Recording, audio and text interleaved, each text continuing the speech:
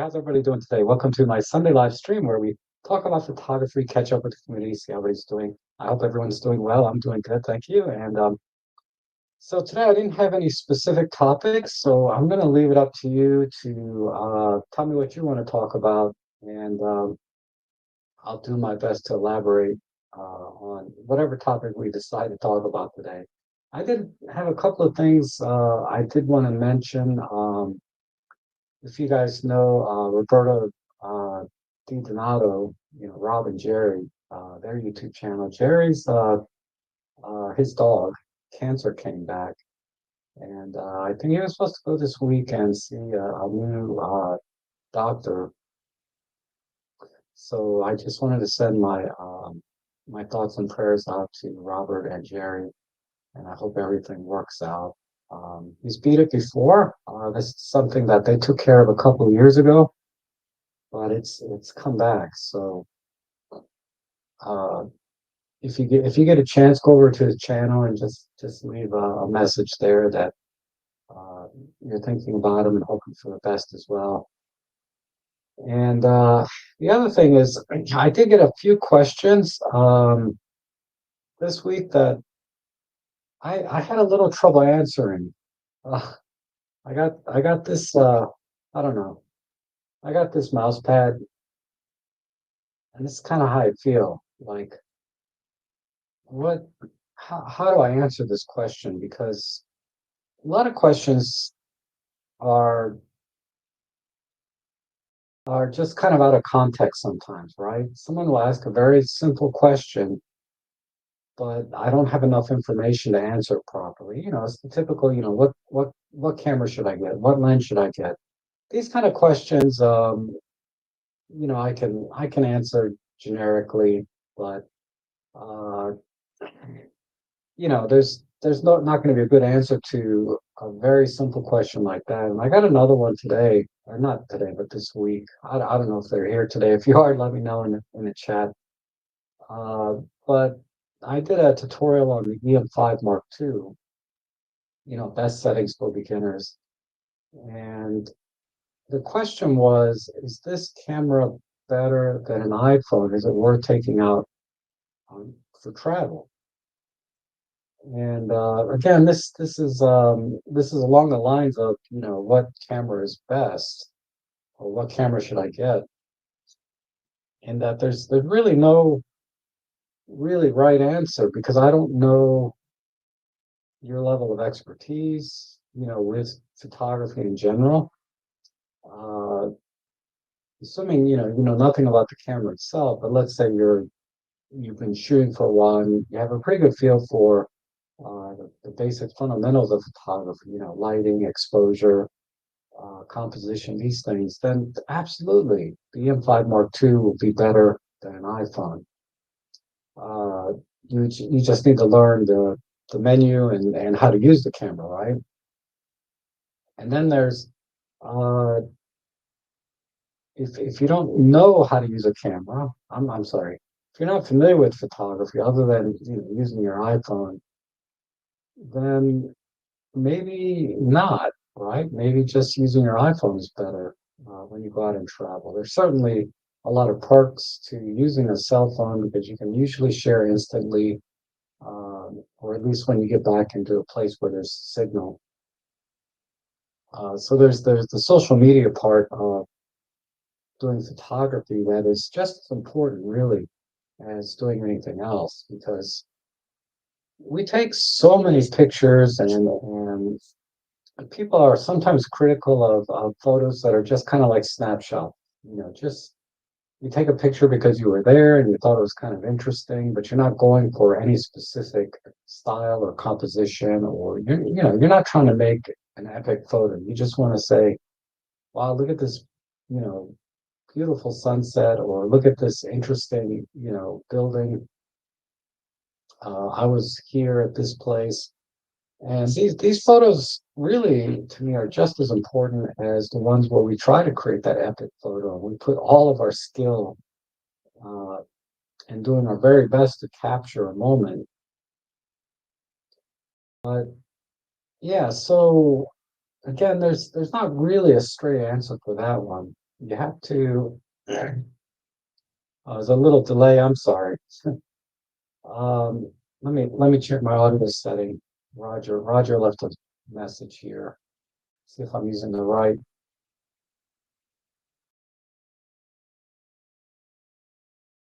Okay. Hopefully that's a little better. So you have to, uh, I have to know a little more information about what, who you are into relative to your photography, right? And what your experience is. So if you're, and what you want to accomplish when you go out, right? So I wanted to leave an answer and it just, I don't know how many times I started typing something and I got about a paragraph in and then I deleted it and started over. Um, it was tough. It was tough. I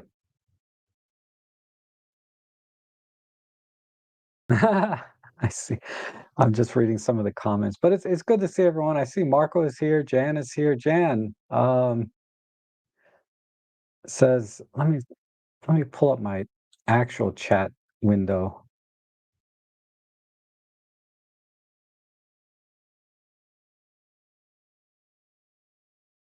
Yeah, I was on the wrong mic. Thanks for letting me know. I always should do a mic check when I start, right? But I'm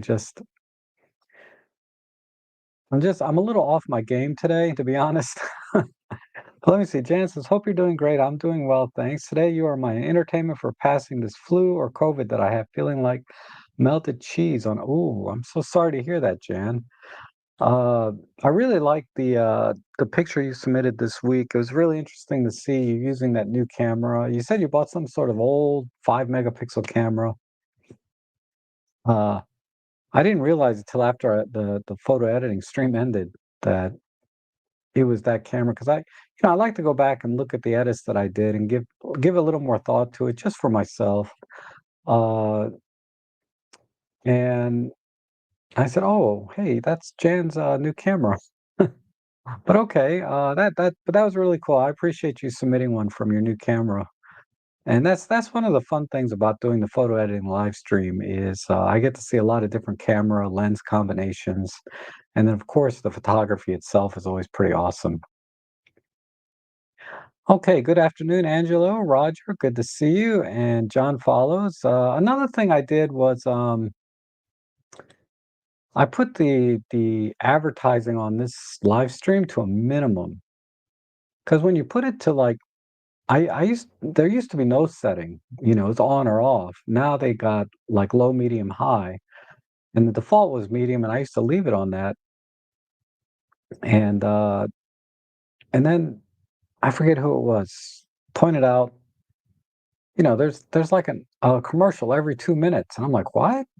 So I went back and I watched my live stream, and I'm like, my God, there is like a commercial every 2, 3 minutes. It feels like I don't know about on the that was on the replay, but yeah, that's pretty rough, and I'd like to turn them off completely, but at the same time, if I can make a couple bucks, that would be great, but not at the cost of, every 2 minutes, So, let me know how it goes on this one, if there's, like, an advertisement every 5 minutes, every 10 minutes, that's probably reasonable.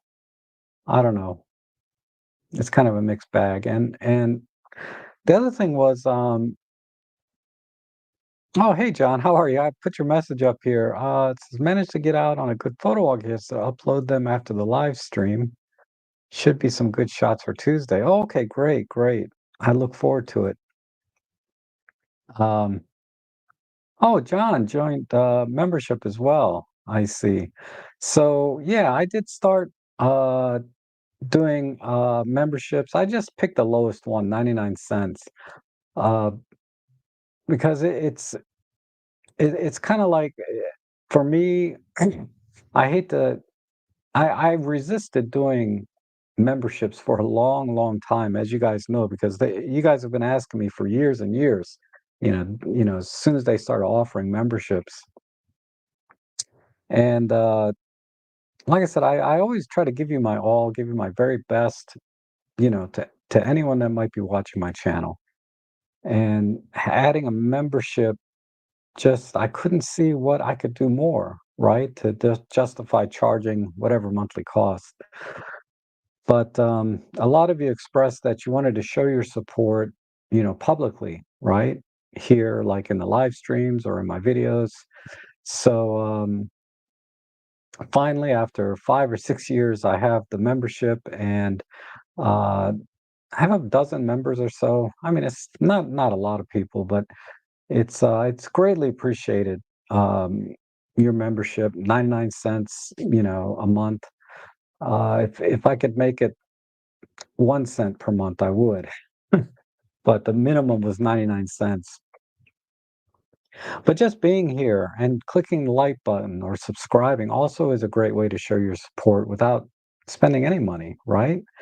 I mean, yeah, I do this for the money, more or less, right? But it's not the motivating factor, obviously. Hopefully it's obvious because there's really not much money here on YouTube.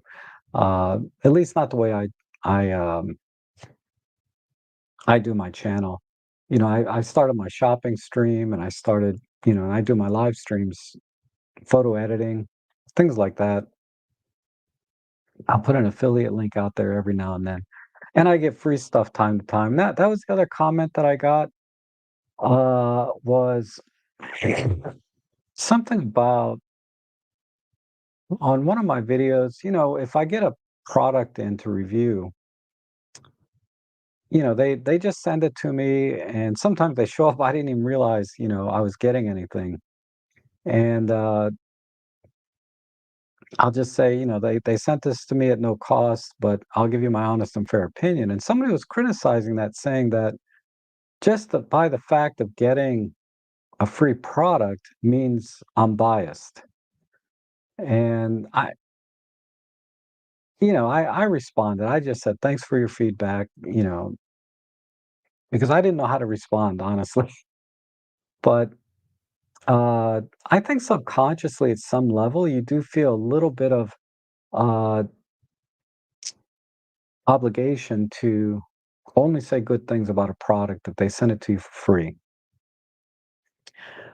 I try not to do that, but we're human, right? And somebody gives you something, you should be grateful, right? Because people just don't give you stuff for nothing, right? And I get it. This is a business, but I never looked at my channel as a business, right?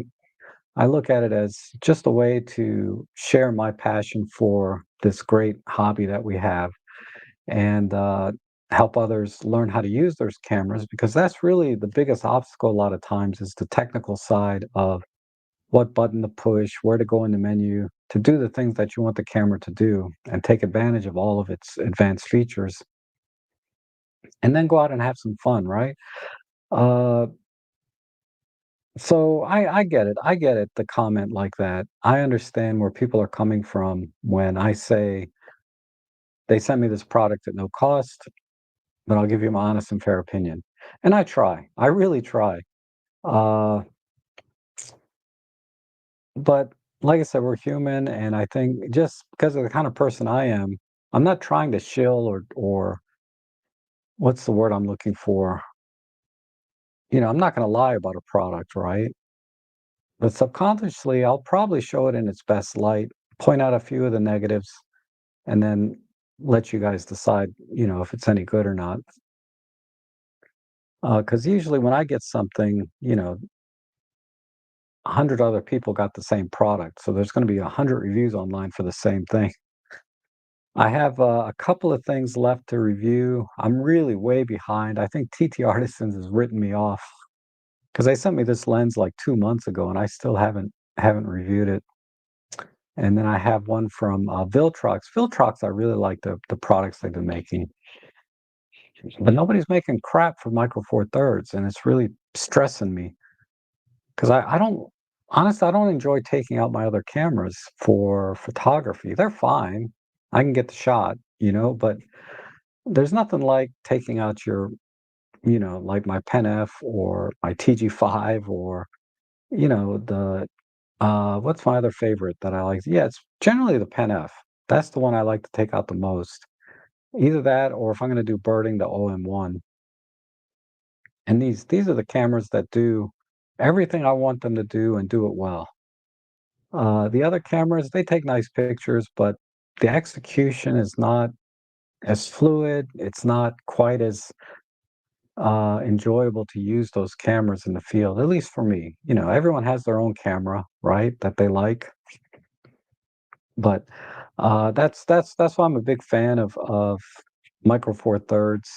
The only other camera that was not Micro Four Thirds that I thoroughly enjoyed using, and I'm gonna get back into it, is a camera from the L mount system.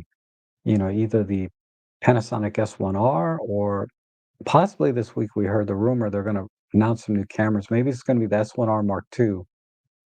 And if that's priced under $3,000, I might get back into that system because that's another camera system or company that really executes all of the computational features very well. High res shot mode, focus stacking.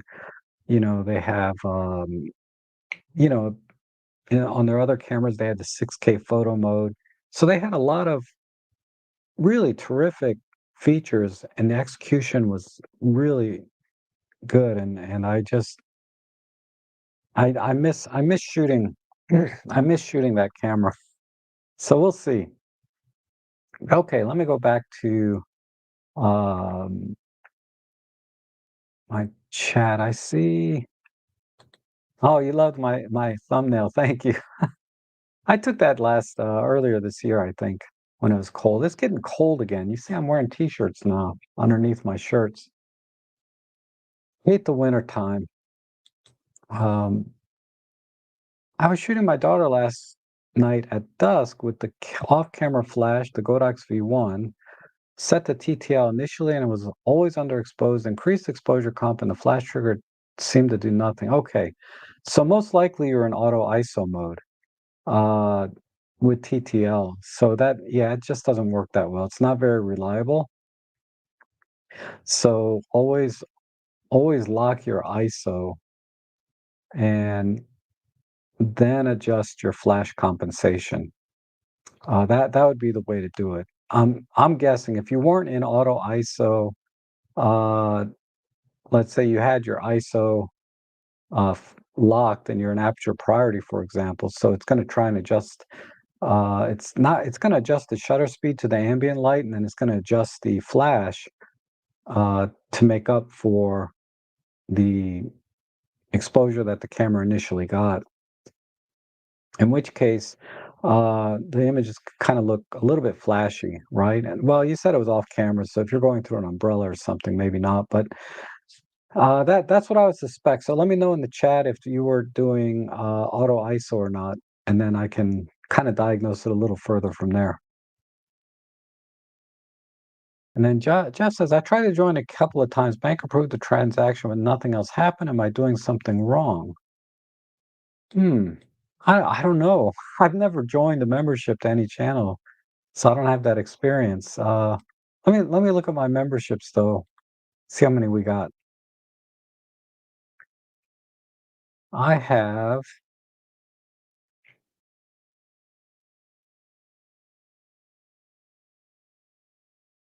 it's like 11. Oh, that's interesting. I don't see your name here, Jeff. So I don't know.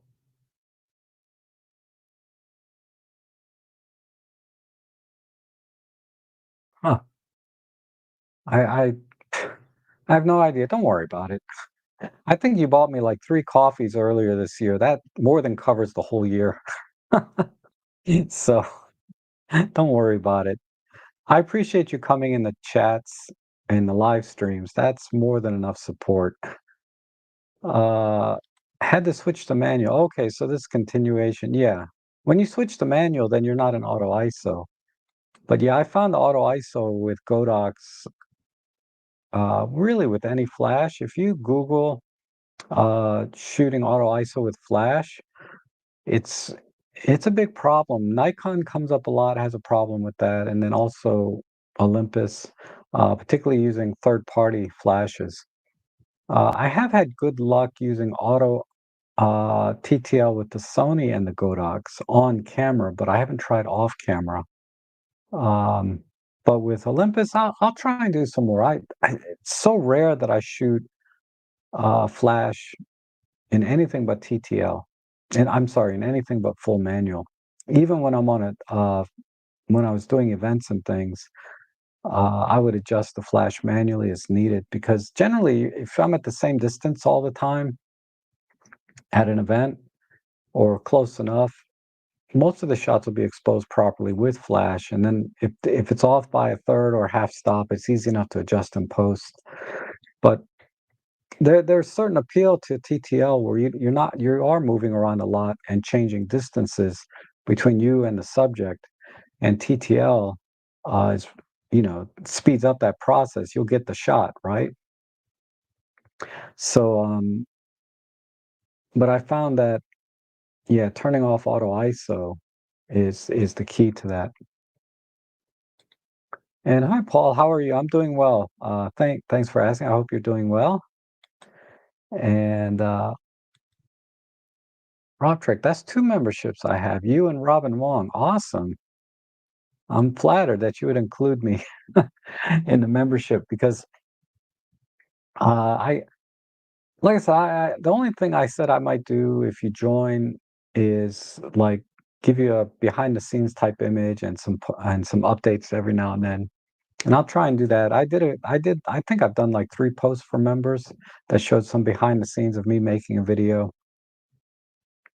Uh, I was thinking I have a couple other videos I need to publish. Maybe I'll give some early access to that and, like the day before, and you can watch those if you want. But it's I don't produce enough videos separately to kind of warrant holding any back from anyone. So I don't know. Uh, but yeah, Semjon, I really appreciate your support there. I see the super chat there. Um, or not super chat, I'm sorry, another membership. That's awesome. And does exposure comp on the trigger not increase the flash output in TTL mode? Not necessarily. Uh, exposure comp on the trigger.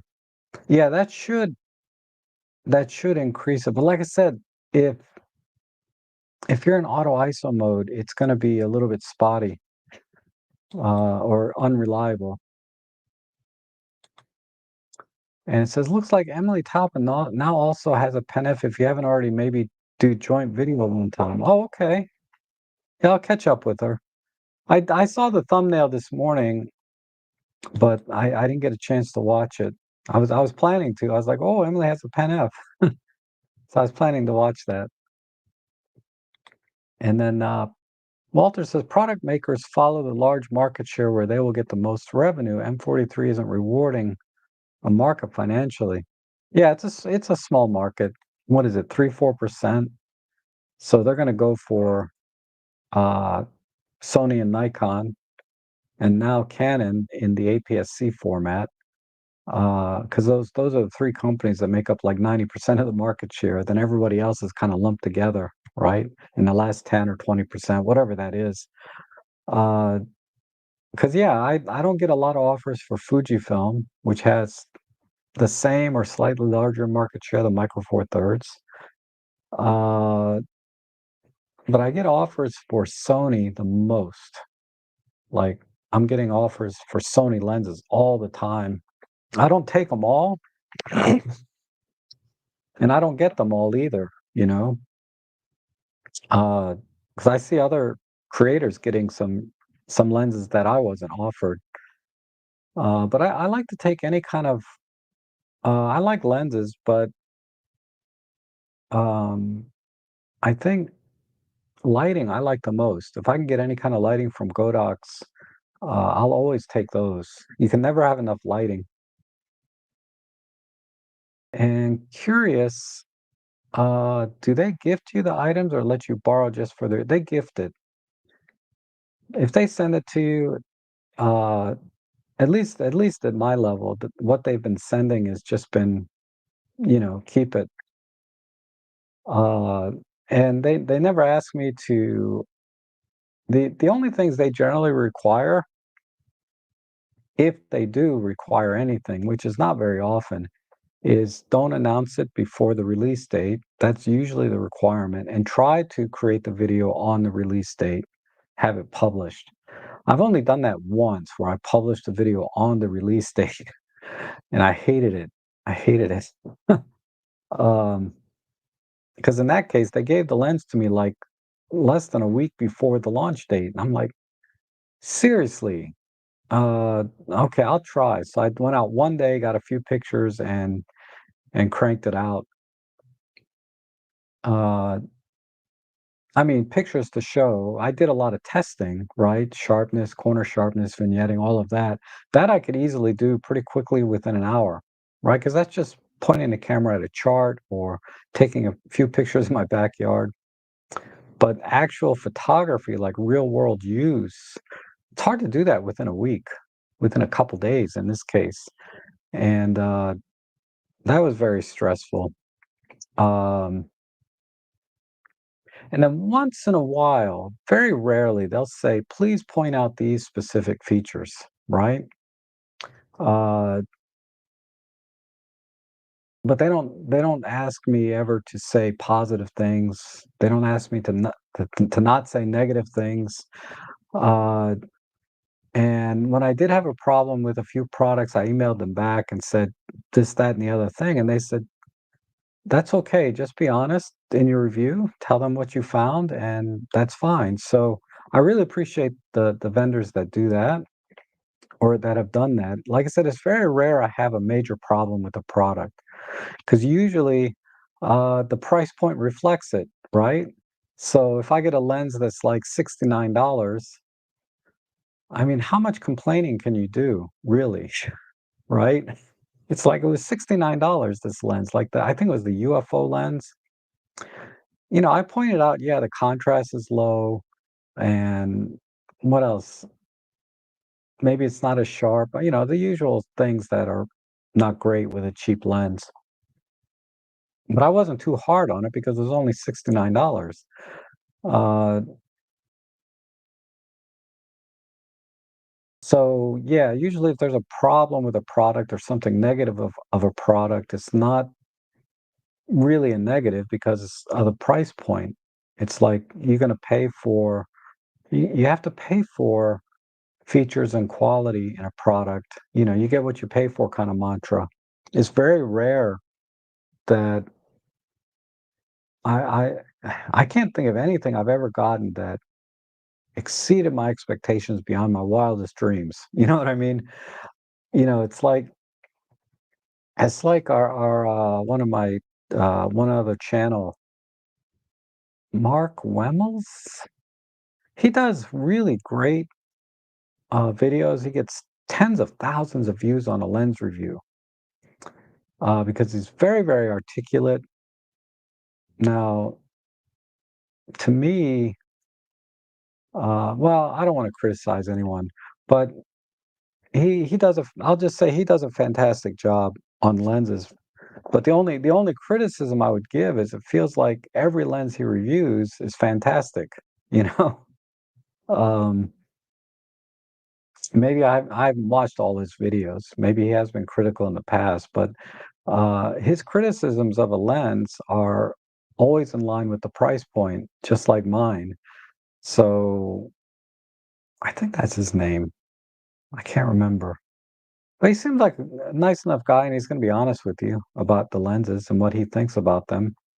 But I feel like it's a little bit overboard a little bit, right? Like, I think there was a lens, Wayne Cox pointed out to me.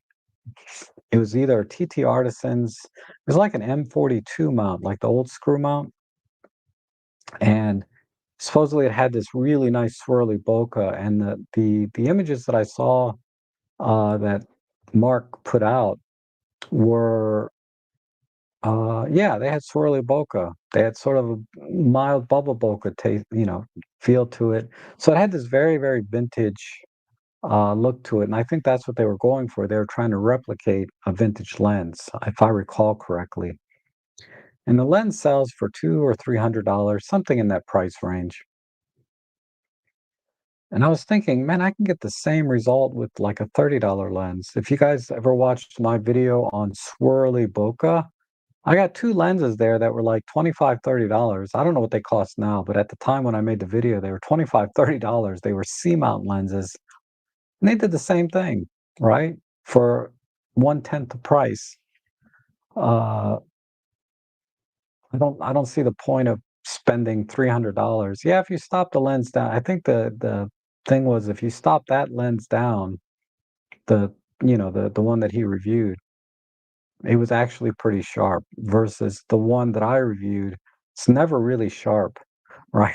No matter what you stop the lens down. It gets a little sharper as you stop it down, but it's not a sharp lens. But it will give you that effect. And I thought, I don't know, that used to be my favorite lens. I should take that out again soon. Okay, let's see. And Semjon says, just came back from a 12-mile hike. Now I have to go through 150 pictures. That's not bad for 12 miles. Unfortunately, not many animals, and the few I saw missed the shot because I had set it up for landscape or the wrong lens. Yeah, if you have an Olympus camera, you need to learn or start using custom modes so you can quickly switch, right? At the push of a button or turn of a dial, and then you can hopefully capture the shot that way. Because wildlife and animals, sometimes you have to be split second. You might miss the shot, but if you have a custom dial, you can pick up the camera bip and take the picture. It's not as fast as already being in that mode, but it's certainly a lot faster than manually changing your settings, right? Okay. Uh, 5 megapixel photo from this week must be from another Jan. Oh, okay. Yeah, could be Jan. There's another Jan in the group. I'm sorry I got you guys confused. Um, oh, so you have an OM5. So that does have custom modes and programmable custom modes on the buttons, not like the EM5 Mark III. OM5 really proved itself today, though, because it was quite rainy at the end of my hike. Love the weather sealing on it. Absolutely. It's one of the greatest. It's one of the greatest cameras ever made, honestly, in terms of what it offers, right? I think probably one of the greatest cameras actually ever made was like the EM5 Mark II, EM10 Mark II, all the Mark II series, I think was the pinnacle of Olympus. And OM Systems will have their pinnacle camera, hopefully one day. Right now, I think what they're offering are very generic, right? With respect to everything else on the market, they're great cameras, but they're not. I don't know. They don't have that sort of flair to them that I think the Mark II series did for Olympus or the Pen F, for example. Um, and that's partially because I'm a little bit jaded by I've been using Olympus and OM systems for so long. Maybe it's kind of rubbed off, like doesn't have the same impact it did on me as it did when I first started shooting with them. But I do recall being so happy seeing a young photographer, bought the OM5 with the 12 to 45, and I felt so good about that. Um, and I was envious to have that sort of uh, not having that same feeling that that person would have of getting a brand new camera and getting a camera like that. Because I have no reservation recommending OM5 to anybody. The only reason I don't have one is because I have the EM5 Mark III, and that serves everything I needed to do. But the OM5 certainly has uh, improved eye and face detection, um, and better IBIS, I believe. and handheld high-res shot, starry sky AF. It has a good set of features that my EM5 Mark III does not. If it had a USB-C port, I would have probably got it. That would have been enough for me to switch over completely, or upgrade my EM5 Mark III. Now, if it was only the USB-C port, I wouldn't have done it. But you stack on all the other things it does and then add the USB-C port, that was kind of the deal breaker for me. Was like it did everything I wanted except that one thing. Now, if I didn't have an EM5 Mark III, I would definitely have an OM5 right now. But, for me to upgrade, I need to check every box, right? Okay. It was an auto ISO. Yeah, experiment with that a bit. Hopefully, you'll get better results. And Jen says, I feel a bit worried about Micro Four Thirds. The rumor says that Panasonic might announce 3 cameras and none will be Micro Four Thirds. Wow. How can they offer 3 new full frame cameras, though? Wow, I love the format and don't really want it to disappear, specifically the smaller, lighter cameras. Yep. I hope they are at least one Micro Four Thirds camera in that batch. I am looking forward to S1R Mark II personally. And the what would be a good Micro Four Thirds camera to release? Probably a G9 Mark II or a GX8 Mark II. Some people like the little bit larger form factor of the GX8 and the larger viewfinder and some other things over the GX9. But I prefer even the slightly smaller GX9. But either way, either one would be a great new release for Panasonic, I think. That would directly compete with uh, the Fuji and the Ricoh.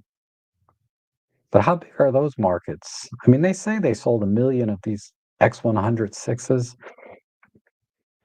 Uh, but I don't know. It just, I don't know. The camera just didn't appeal to me at all. Semjon, thanks again, Semjon. Yep. I really appreciate that. Flash and exposure comp are additive. If you set the camera to negative exposure comp at dusk, then the flash might need to be positive comp. Yes. But he was asking specifically about exposure comp on the trigger, not on the camera. But what you're saying is accurate. Yeah. And how's it going, Walter? By the way, sorry. Good morning. Walter is my best friend here locally. Lives not far from me. And Angel, good to see you. Thanks for being here. And where is the Rob Trek Dapper Cam man merch? That's what I need to do. Is I'd like to update my shopping page and break it up a little more. Uh, but I do work hard on my deals page to find really good deals and decent products. And good morning, Darko. Good to see you. And Marcia, always good to see you, Marcia. Hopefully, we'll see you soon here before Christmas. And Sis Nature asks, would polarizing filter help reduce reflection from flash caused by water on the surface of fungi? Yes, absolutely. My question would be to optimize the filter. What you would probably need to do is if you have a modeling lamp on the flash, turn that on and see where the reflection is, and then adjust your polarizer with the modeling lamp on. If you don't have the modeling lamp on, then you may have to take a few test shots and rotate the polarizer with each shot and see which one reduces the reflections the most or that shine. Uh, or you can just run and gun it. It's going to reduce the reflection somewhat no matter what you do. But another thing you can do is maybe use a variable ND filter instead of a polarizer. because a variable ND filter is basically a polarizer, right? I think there might be some different types of variable NDs that are not exactly a polarizer type, but a polarizer basically is sort of like a vertical grid where the light has to pass through, but it can't come in from an angle because the grid blocks the light. So it forces the light to come straight. And by rotating the polarizer, you block light coming in from different angles, hence the reflection of that, reflections and shine and things like that. A variable ND filter is basically one polarizer on top of another. So you get like this cross pattern, and you rotate the variable ND filter, and it makes, like if I rotate the variable ND filter this way, I'm getting two stops of light reduction. So it becomes basically a polarizer. If I rotate it this way, it might go to 3 stops, 4 stops, 5 stops like this. But either way, you're blocking the light in two directions with a variable ND filter uh, at all times. Well, except when you have it wide open at 2 stops. So if you get a variable ND filter, yeah, you're going to cut the light, but you're using flash, so you're bringing the light back in anyway, right? So the variable ND filter is not going to be an issue for you doing this kind of photography with flash. And you just do that, and you rotate the variable ND filter, uh, and you'll have a little more flexibility. So just set it to like, not don't set it to 2 stops, but maybe set it to 3 stops or 4 stops. Increase the power on your flash, and that should reduce the reflection almost, even more so than a polarizer all by itself, because a polarizer only blocks light coming in from one direction. And you can kind of get into the the weeds with polarizers and variable ND filters. But if you buy sort of the lower end, like you spend less than $100, typically you're going to spend $20, $30 on a polarizer or ND filter. These kind of filters are very basic, right? They're just simple grids in the lens. Okay, OM should release a new pen F or other small camera for around 500 marketed towards younger people in street photography. I love their more pro stuff, but they need something. I agree. I agree. They need to bring back, but man, that's a competitive market. I mean, think about the Canon R100. That was on sale a couple of weeks ago with lens for $399. And that had face detect, you know, they have their dual pixel autofocus with face detect, subject detect, all of it works great. And the only thing it really was hurting was on the video side, but uh, not the autofocus so much, but the 4K video was not great on those cameras. But $399 on sale, retail price is like $499 or $599. I mean, it's not much. So if they can bring in a camera, micro four thirds with phase detect, it'd have to be an OM10, right? With phase detect and all of the features. I don't know if they can do that for 500 bucks. They'd have to be more on the Canon R50 level, like at $750. And I think that would do it because that's still 50% less than an OM5. You could have an OM10 around 750 bucks with lens. I think that would sell like crazy. Just give it phase detect, and uh, that's all it would need. Maybe an updated kit lens, something that looks new. Could be optically the same formula, but if they could come in with another kit lens, just to kind of go with the camera, I think that would be kind of interesting. I would probably get one, to be honest. And it needs to have USB-C to keep up with, everybody's modern devices and be able to plug in and use it as a webcam and do all these things.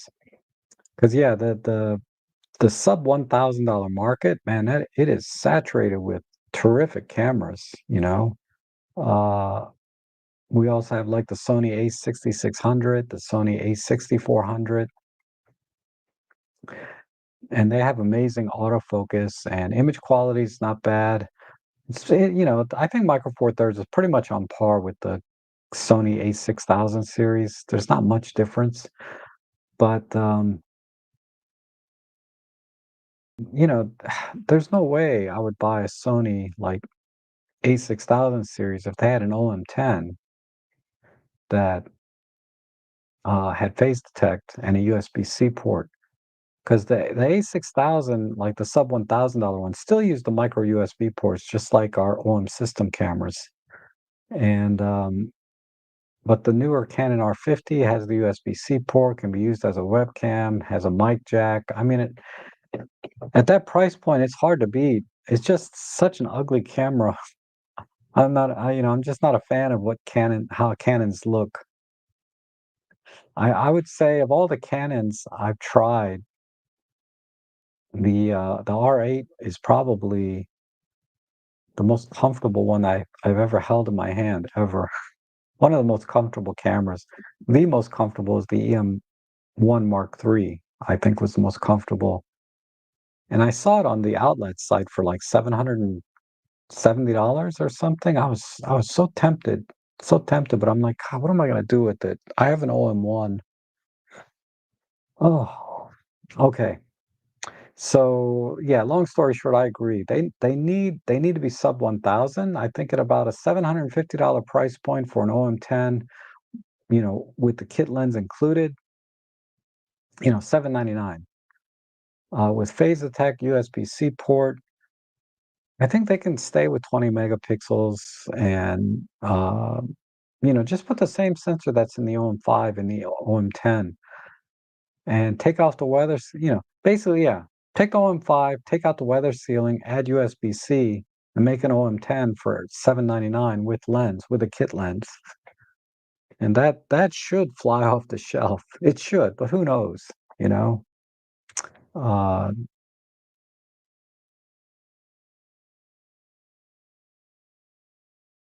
and by the way, first ad since you mentioned it, not bad on the ads. Okay, that's good to know. Thank you, Angel. And scene mode on the M5 Mark III is a great tool for beginners. Yeah, it's pretty cool. Uh, It has its limitations, but it's for beginners, right? If once you hit the limitations of using the scene modes, then you're now intermediate photographer, right? You're not a beginner anymore. And let's see, I was given the Sigma DP1 pre-release years ago. What is that? That old? Had to return it in like 5 days. Wasn't very good camera. Foveal sensor falls apart. 2 stops above base ISO. Yeah, yeah, that's definitely a camera that was meant to be shot at base ISO only. Kind of like a film camera. And that was, I think, the sell on the Foveal sensor was that you got really rich colors and better resolution as a result using the Foveal sensor design. I'm still tempted to get one.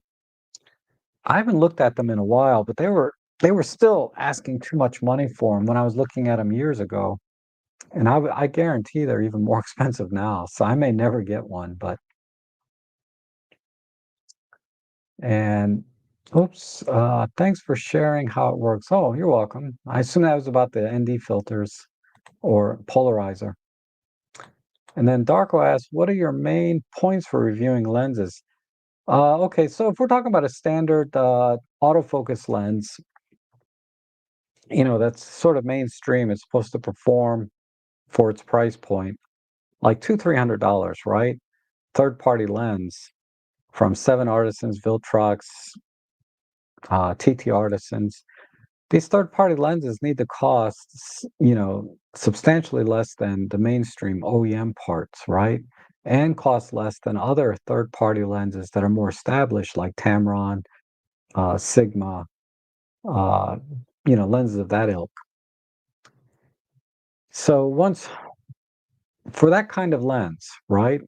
That's priced, say, um, 20-30% less than Sigma Tamron and maybe 50% of what a OEM part might run for. Then I test it pretty much on par with any other lens.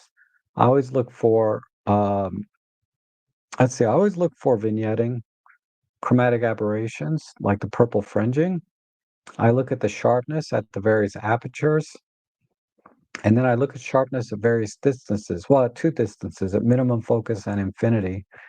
Uh, and if it's relevant, I'll include that sometimes. Sometimes I don't bother to include it because the sharpness is about the same, whether it was near or far. And then I look at the the rendering of the image, meaning the out of focus areas, the bokeh, the speculars, and then I look at the optical design of the lens, and that's usually the bokeh reflects the optical design. So if they're using a spherical glass or not, that's the biggest one. How many lenses are they using? What's the physical length or size and weight of the lens?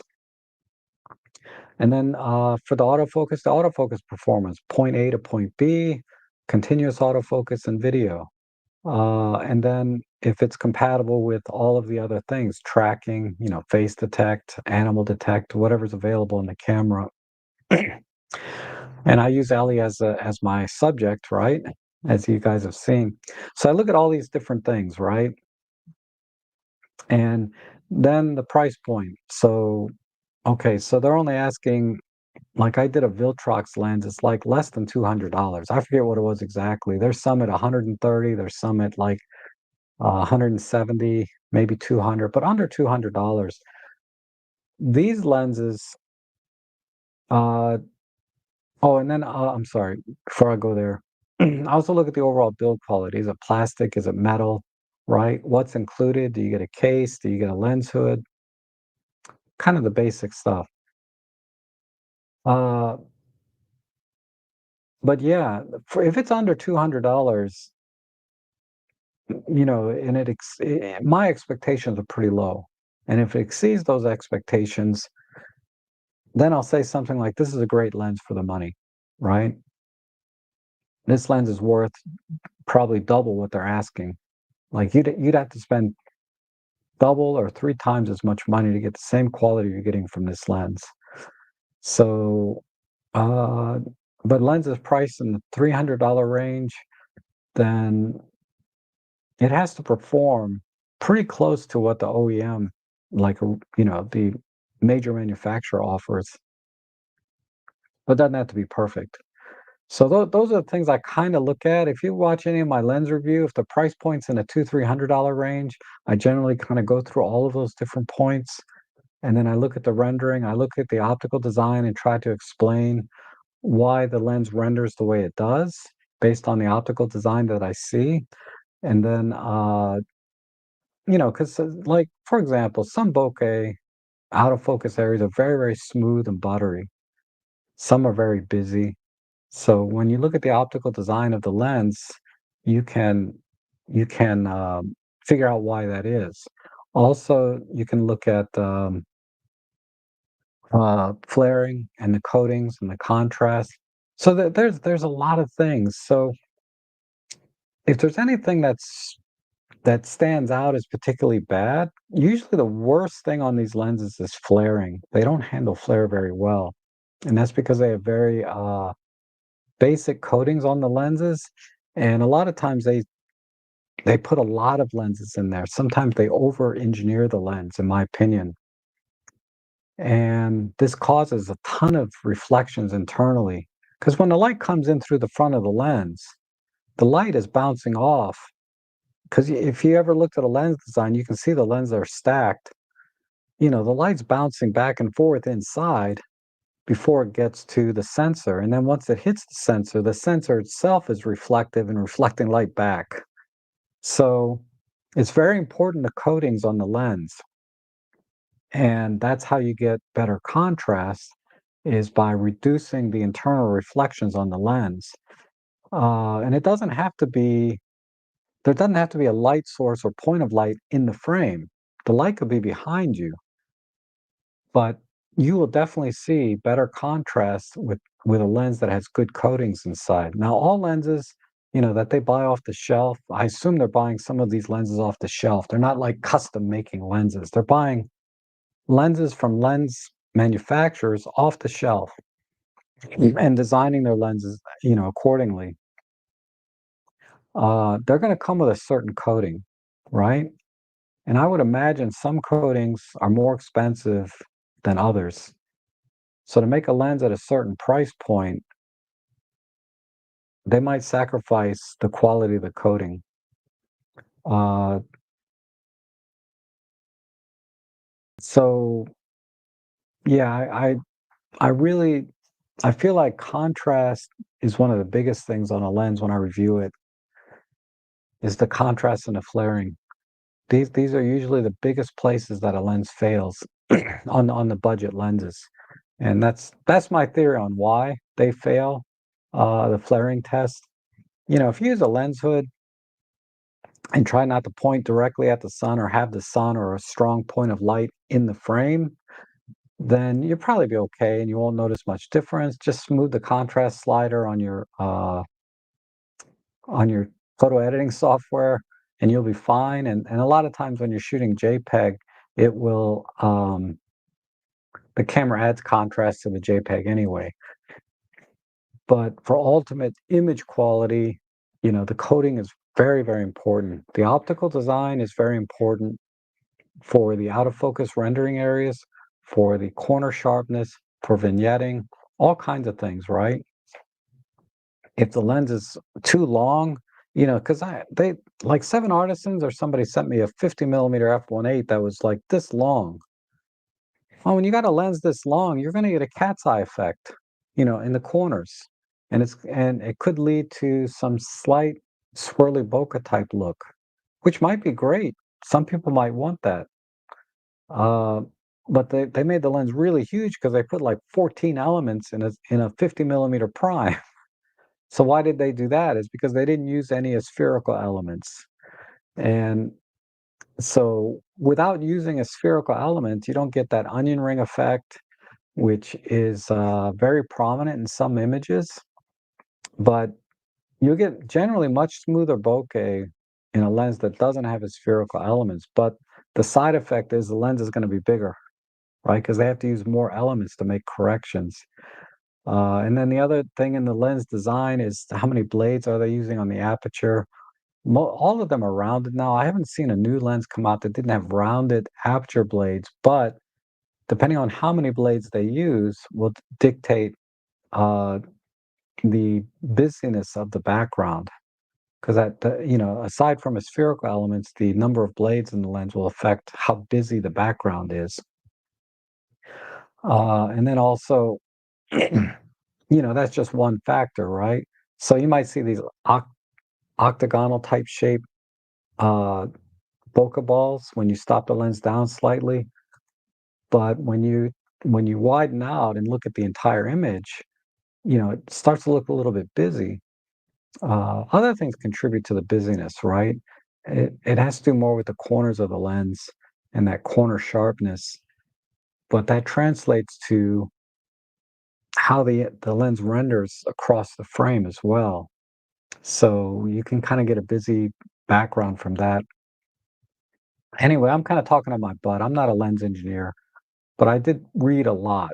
I read as much as I can about lens design, and I'm still reading, and I have to go back and read notes constantly uh, before I do a lens review so that I can at least talk about these things, but take everything I say with a grain of salt. Actually, I would say take anything from anybody on YouTube that is not a lens designer or engineer, like an optics engineer, uh, with a grain of salt, because nobody knows what they're talking about, right? We can point the lens at something, take a picture, and see how sharp it is. That's about it. Ultimately, that's all we can do, right? um, and good morning, Peter. How about a photo walk to your local camera store? Show some real-time items. Oh, interesting. I don't know if they'd let me walk in the store and take pictures of stuff, but uh,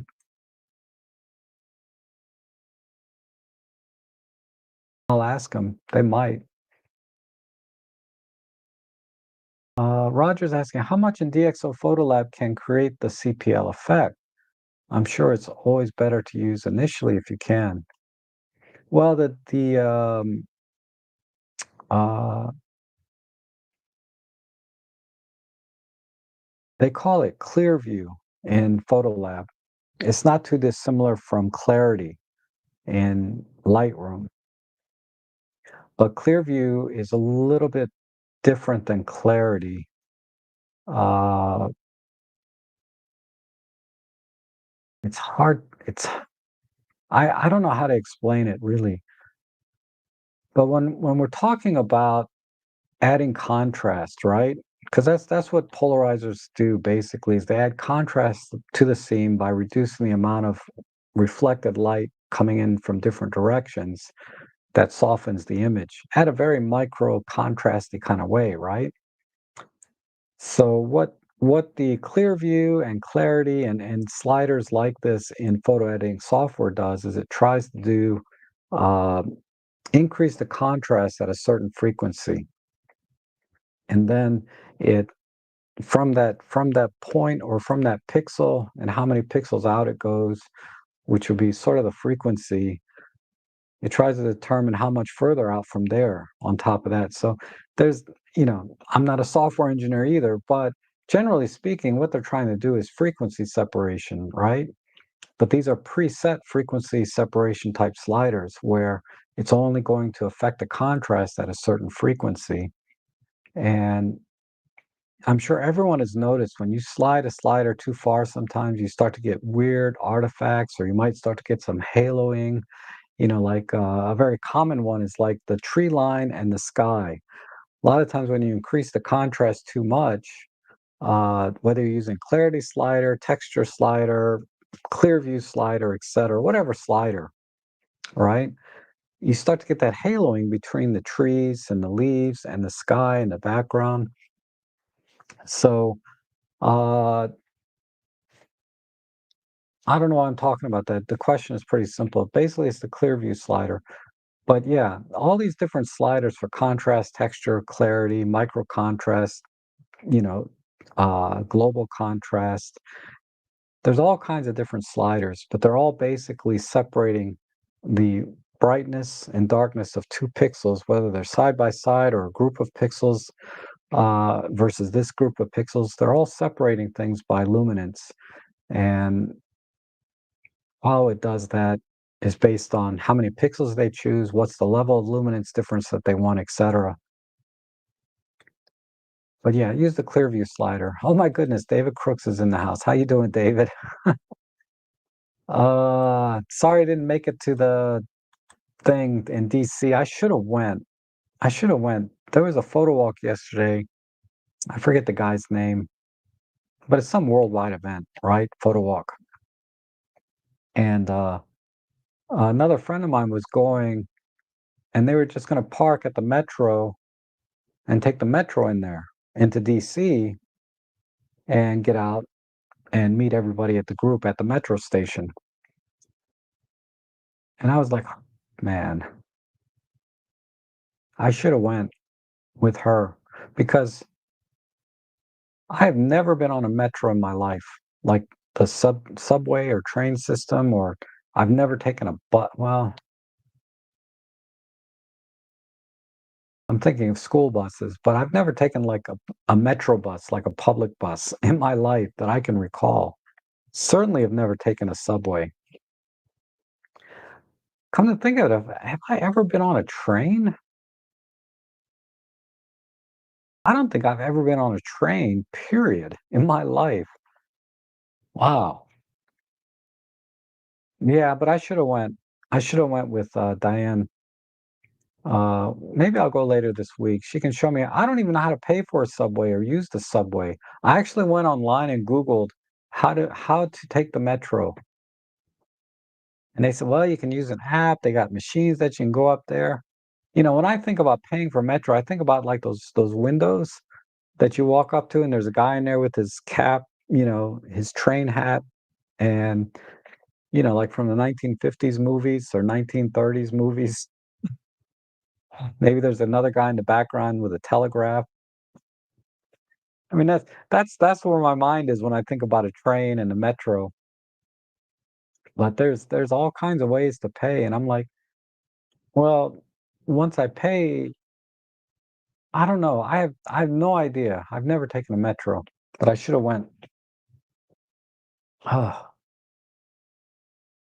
And Darko says, I did like when Ken Wheeler did lenses, but Ken is blatantly honest. But every Nikon lens I bought on his recommendation. Yeah, me too.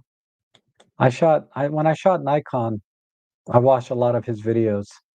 And yeah, he's pretty much spot on. In fact, my most recent Nikon purchase was this what is this? The God, my memory's failing me.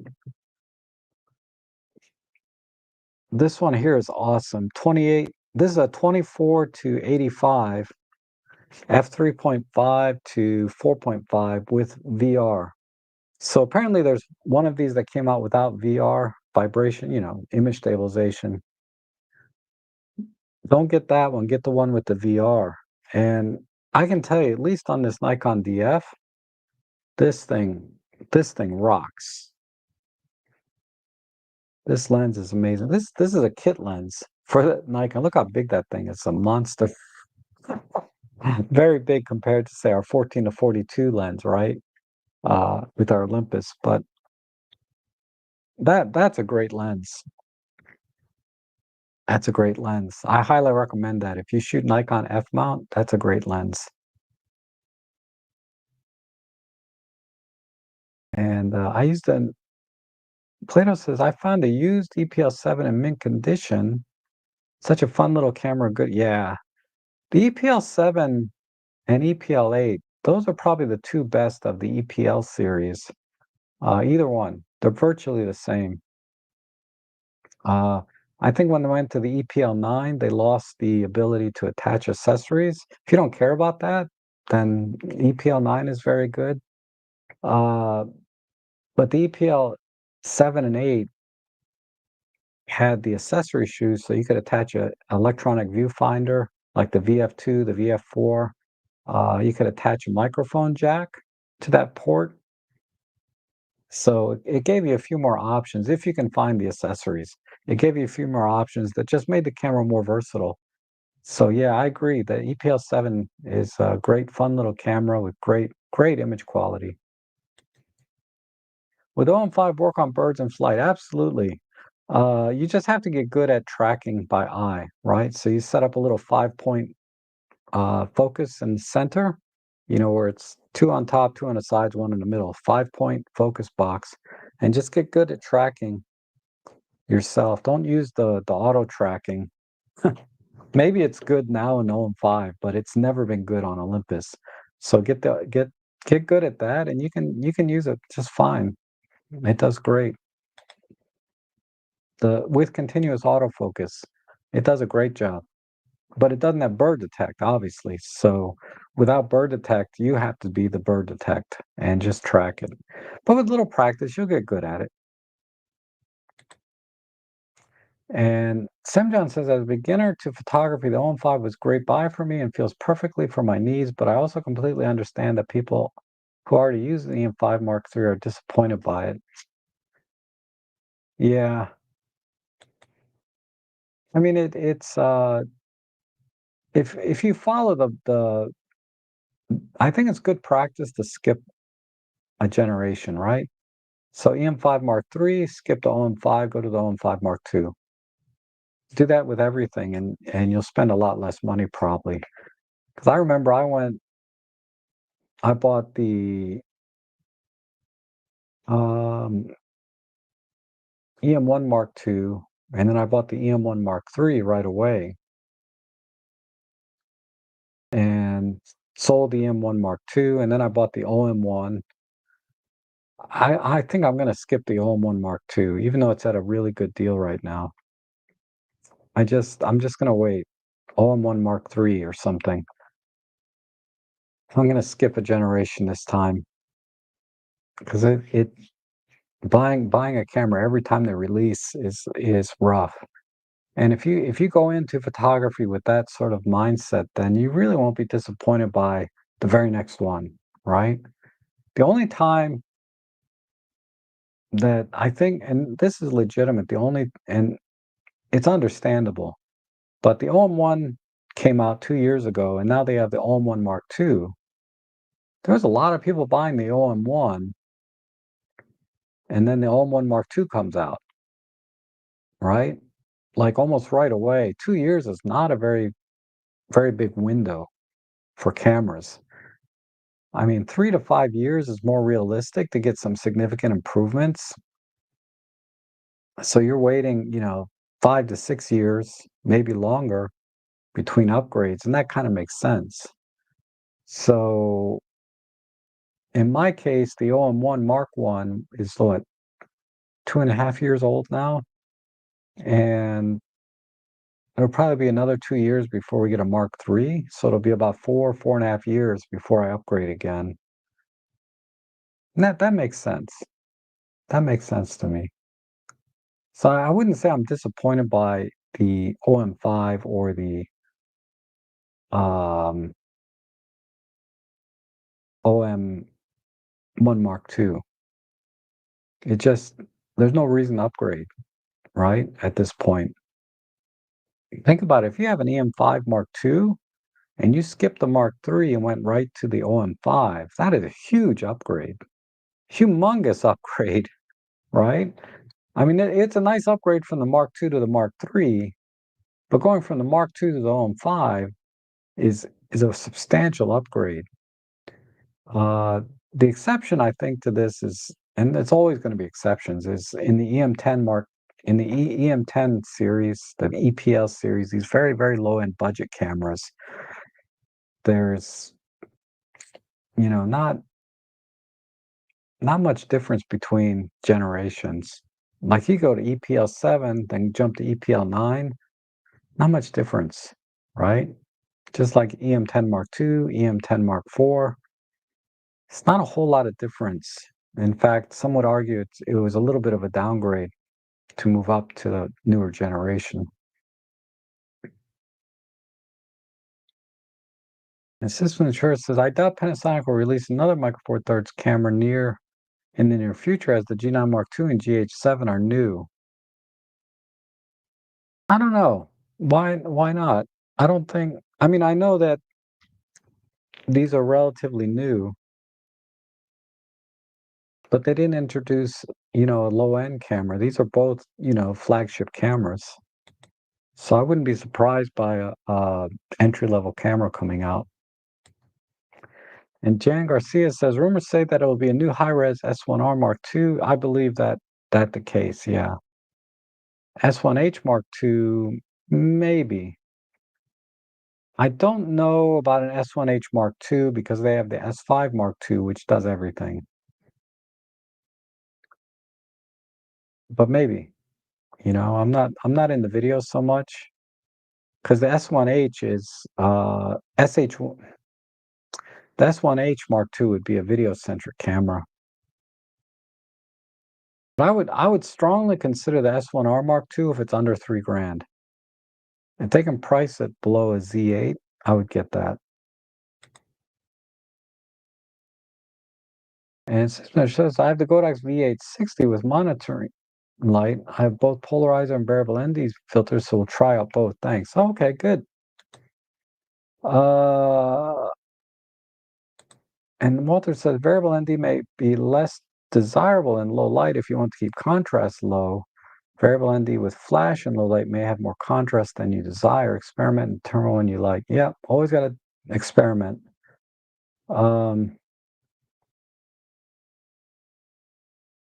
It's all about balance. It's always balance, right? But I think in the field when you do, I don't know. My problem is I just don't take my photography, my own personal photography so seriously. If I can get a shot and have some fun while I'm doing it, I'm fine. You know, I always do my best to get the best shot I can, but I don't want to overthink it sometimes. I just get the shot and fix it in post. What I do take very seriously, and I try very hard lately, has been more about composition. How do I frame this shot? What elements do I include? How do I show depth? Where is the lighting? I really I try so hard to get the composition right in camera. That is the one thing that takes me the longest. And then once I take the picture, the exposure just has to be kind of close. All these other things are kind of not quite as critical to me or as important as getting the composition right. Exposure, I got a pretty good feel for, so it doesn't take me long to get the exposure where I want it to be, if any time at all. It's like an afterthought, right? Or subconscious level. I can get the exposure done, but the composition, oh my God, I could spend, gosh, a long time. I mean, I'll go out and I'll shoot for a couple hours, and I might only have, 40 or 50 images altogether. And a lot of that's because I was bracketing or doing panoramas. And because I just spend so much time on the composition, and my photos are still just kind of mediocre. But this is where I'm spending my most of my effort, and what I take very, very seriously now is the composition of the image, trying to really, really get it just right. Either am I telling a story? Am I putting these elements together so they're kind of really nice to look at and draw the eye in and draw the viewer into what's going on? Or is it about a particular subject? Are they getting enough detail and information about that subject that makes it interesting? Because not everything is about telling a story, really. It's just what is kind of interesting about this subject. Why did I take a picture of this? So I really try to spend a lot of thought. I should do a vlog one day once I kind of get my mind around it a little more. Uh, when I go out and I compose for images, because there's so many very rudimentary type composition videos out there, right? There's the very low level ones that talk about rule of thirds, Fibonacci, leading lines, these kind of things, right? This is very rudimentary type composition techniques, and honestly, I think they're important. A lot of people say just forget about them, but I think they're important to know. And then you have the saying, learn the rules so you can break them. And I think that's kind of not a good way to approach it either, because now you're just going from one set of rules to another, the opposite, right, of those rules. So really, you're following another set of rules. It's not like you're breaking any rules. You're just following a set of rules that are opposite to the ones that you learn when you start.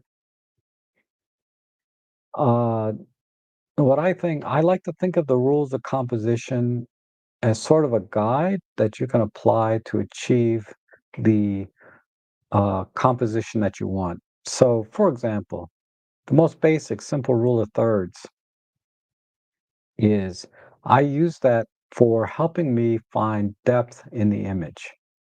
I'm not always necessarily trying to place the subject into that crosshair or on that line, but it helps me divide the scene into layers. And then I want to make sure I include at least three layers. If I can only get two, so be it. But I try to include at least three layers, and it helps me to see where those layers land in the image, right? And then I can compose the shot, and they don't have to necessarily fall on the rule of thirds. So I would be breaking the rules. But I think using these rules of composition, because just about every camera that I know of has the grid lines, rule of third grid lines that you can use. And I try to use those to help me find depth and balance. So I look at the image and I say, okay, I got about one third over here is mostly rock, and then one third over here is just mostly sky, right? Because there's a rock and it goes down like this. So now the picture's kind of out of balance. So I'll say, okay, let me put these together. Where what can I compose to give this picture balance? I hate looking at pictures where it's so heavy on one side. Like the whole bottom half is all rock, and then there's like nothing but sky strip at the top. Or I don't know, I it's better if I had examples I could show you. But yeah, rule of thirds is probably my favorite rule to use and break at the same time. But I use them for those things, right? Looking for depth, looking for balance, looking for symmetry. um, and then once I've kind of got the overall composition of the elements of the scene and the things that I want to include, uh, then I sort of I kind of go from there and start looking for um, okay, why did I point my camera at this object? What's interesting about this? What caught my eye? That kind, and then on and on and on. So,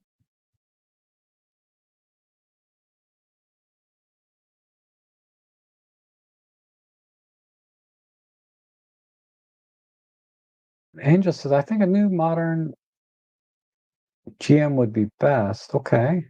Would be great everyday camera for everybody except big hands and would highlight the main strength of Micro Four Thirds. Not sure a mid-range GX 8.2 would beat out APS-Cs. Well, it depends on what you mean by beat out. In terms of image quality, it's pretty much there. They're equal. Okay. Yeah, when you push the cameras to their limits, yeah, APS-C is going to do a little better, right? But for the most part, if you're shooting at normal ISOs and taking normal images, the image quality is virtually indistinguishable in my opinion. Uh, so where the GX 8.2 or Mark II has to beat, say, a Sony A, it would probably be priced closer to an A6700, right? That has the A6700 has a lot of all of Sony's latest tech, AI autofocus, AI-based autofocus, I should say, faster readout speed, um, all the things that Sony's known for, right? And the GX 8.2 will have to do things like I would think more on the computational side and style, right? Because if you can make a GX 8.2, because the original one, the original GX8, my God, that has got to be the ugliest camera I've ever seen in my life. Well, not the ugliest, but not it's pretty rough as far as Micro Four Thirds. It's probably my least favorite aesthetically. But if they can redesign it, make it look nice, like the Pen F was a beautiful camera in my opinion, and then really up their game on the computational side and make that execution as smooth as it is on, some as make the execution of these computational features as smooth as it is, say, like an OM1 Mark II with the variable grad ND built in, the live ND, the high res shot mode. We have all these computational features in the OM1 Mark II. The GX 8.2 needs to have their set of computational features with that kind of execution. Um, and I think people will go for it. The GM series is just too small, and I think when you say it highlights the advantages of Micro Four Thirds, um, kind of, right? Because the GM series didn't have image stabilization. A lot of times they lacked an EVF. So I feel like there was just too many compromises. And yeah, the buttons and dials are tiny. I feel like that's just too many compromises for a Micro Four Thirds camera. A Micro Four Thirds camera should be like GX8, GX9 size, OM1, or I'm sorry, not OM1, but OM10, EM5, OM5. This kind of size I think is about the sweet spot for Micro Four Thirds because you can get most people can handle the buttons and dials, but it's still small enough that you can carry, smaller bags or just carry it with you on your around your neck or in a coat pocket. That's a size that's kind of right in there. And then add on top of that, all of the execution of everything that you'd want to do photographically, very, very smooth. Uh, that's what I would hope for. The GM series is interesting, but I think making a camera that small is just more of a novelty than it is a real camera. Will it appeal to a certain demographic? Maybe. Like the S9, they made that so small, right? But how many compromises did they make to make it that small? It's a the full frame, little rangefinder style camera with no EVF, um, no mechanical shutter, no hot shoe. Like, yeah, hot shoe. It has a cold shoe, doesn't have a hot shoe. Uh, these are for some pretty hardcore sacrifices to a photographer, right? Like myself. So if they're going to release a photography-based camera, I think the GM series would be a little bit too much on the compromise side. And if the market was such that it could support a variety of cameras, then yeah, I'm all for it. But I don't think the market that we're in now is going to support this kind of variety. The camera manufacturers need to focus on cameras that can be all they can be and do well and compete with all the other cameras out there. Um, because man, I want a new Pen F like nobody's business. I would even like a new LX100.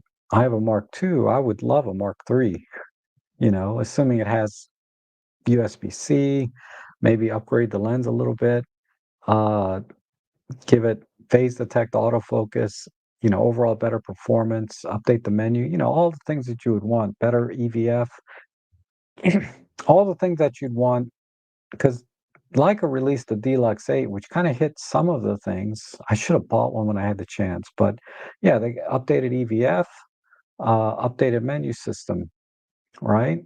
Maybe slightly better autofocus, but image quality and everything's the same. Same lens, same sensor. The image processor might have been updated some, of course. Is it worth double what I paid for my LX100 Mark II? No, not really.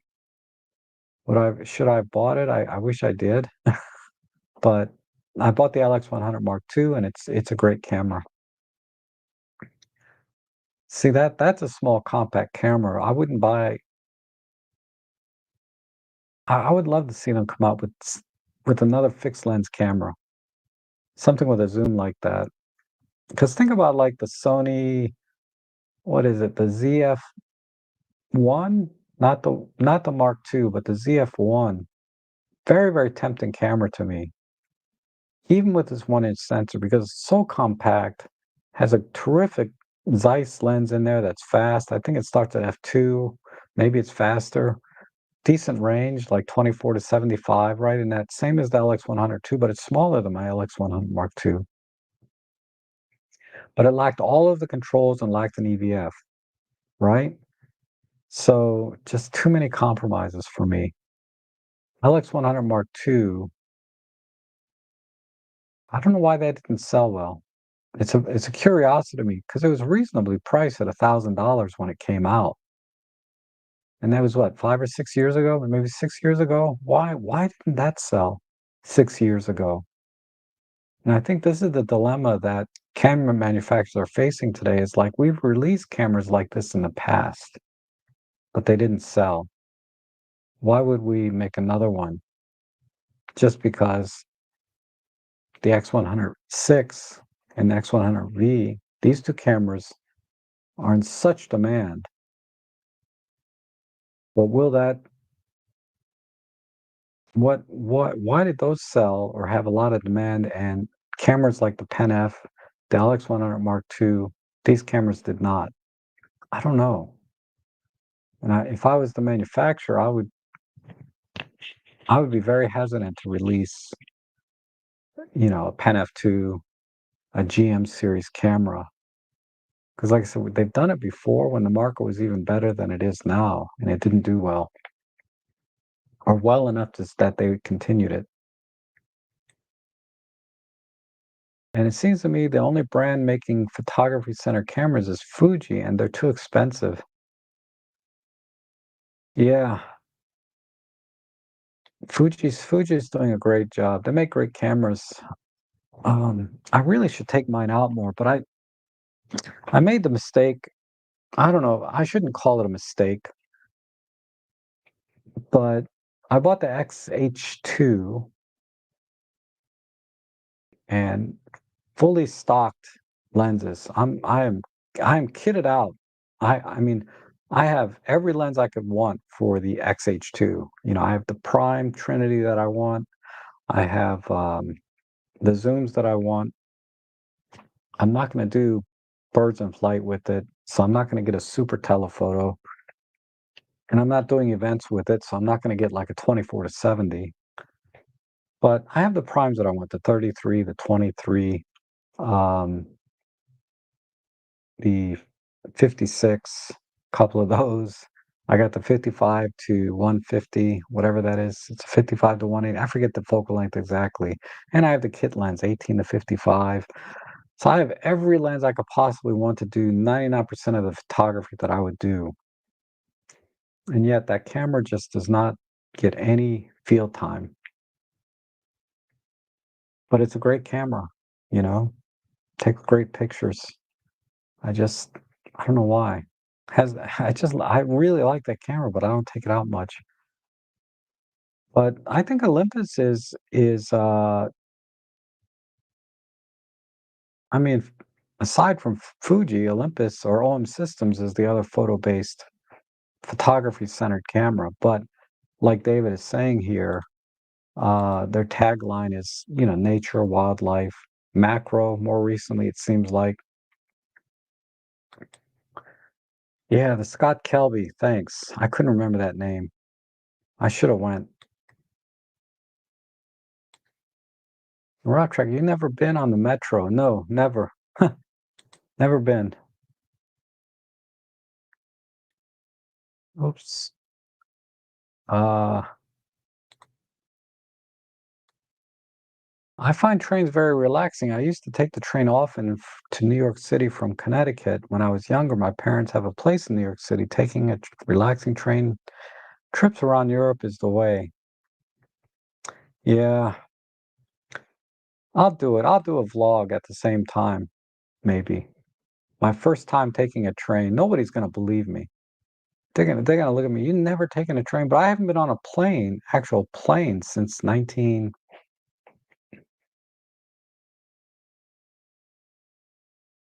I think 1999 or 98, something like that was the last time I was actually even on an airplane, if you can believe that. So airplanes, it's been 25 years, and trains have been never, ever have I been on a train of any kind. Buses are probably in that boat too. I don't think I've ever been on a bus. Like public transportation in general, just never do it. I like to drive. And Etherman says, I have the own one and don't see any reason to get the Mark II. I'll wait for another generation or two for some compelling improvements. Yep, you and I we're on the same page there. Uh, though people say OM is the only nature based, the way I look at it is if the camera is nature based, it's all based, perfectly capable of taking any style of photography with a nature camera. Absolutely. Absolutely. Similar to I'm also going to skip the All-in-One Mark II and will consider a Mark III or All-in-One X if they are released. Best deal now X is to buy two All-in-One cameras for virtually the cost of an All-in-One Mark II. I know, right? You can get like certainly two used ones for the price of one new All-in-One Mark II. And My bet is it will be entry level with improved focus. Could this be the return of the small, pocketable body? I hope so. I hope so, and I hope it does well. Like I said earlier, I'm a little concerned that I would be a little concerned that it might not sell. Uh, on the non-OM side, I'm developing a bit of gas for the Panasonic S9 with the 28200 total, about 900 grams, small, fast. Sigma Prime, and you are good. Yeah, I get it. A shutter's not that important as you would think when it comes to cameras, right? Uh, but because, a lot of people are transitioning to using LED lighting. And for a lot of photography, you can get by with just an LED light. You don't need a flash.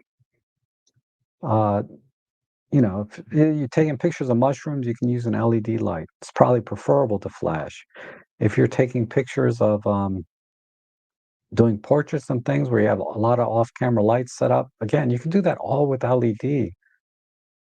The only time flash really is kind of still has a place is like in very bright sun, where you need a lot of power in a small package, portable package, right? Because you can crank out a lot of power from a V1 or an 8200 and 8100. These kind of flashes are relatively small and compact, and you would need like 1,000-watt LED light to get the same kind of light you would from, say, one of these small speed lights.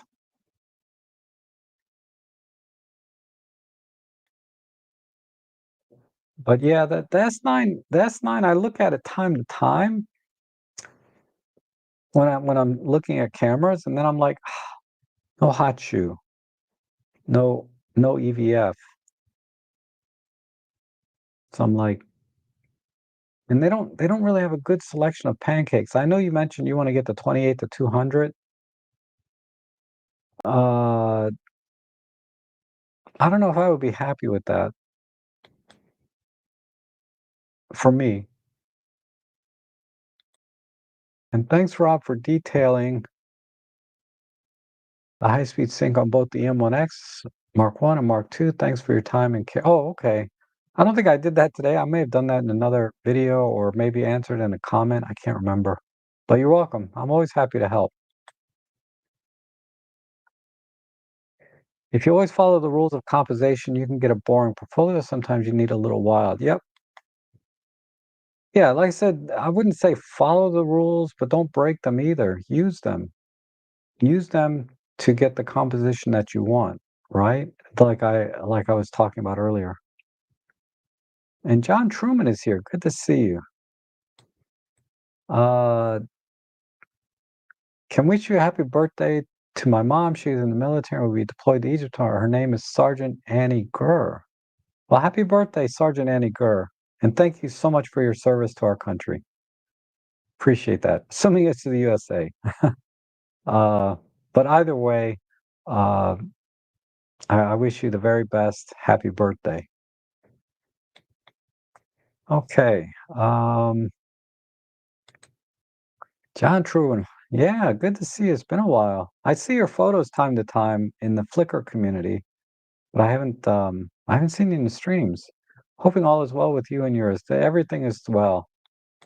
Ellie's doing well. Gosh, we were playing frisbee this morning before the stream started, and man, she somehow I heard her. I never heard her scream so loud. I felt so bad.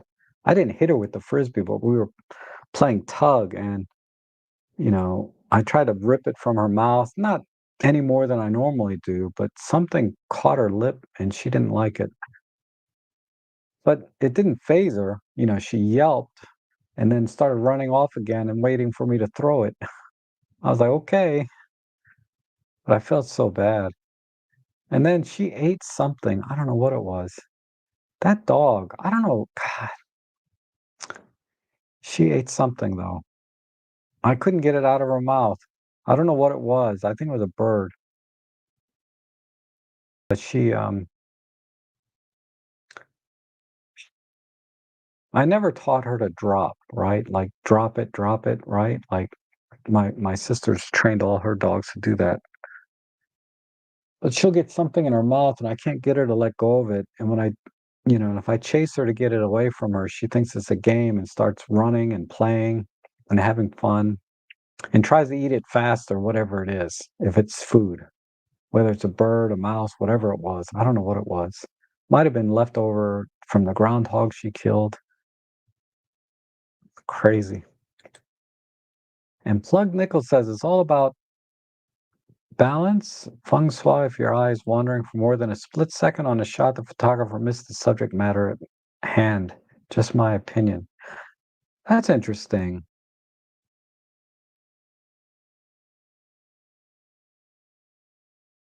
If this is in reference to the nature shooting, wildlife can be quick, right? Split second type timing. But I think I just talked about how I could spend forever on one scene, and that would contradict this statement. So, uh, there's not no wrong. There's no wrong to photography, right? There's no wrong answer.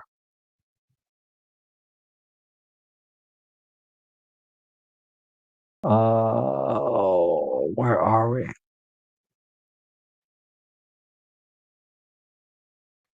And Natura says, I love Micro Four Third lenses and their size, but I was surprised to see the amount of distortion correction in DXOPL versus L mount lenses.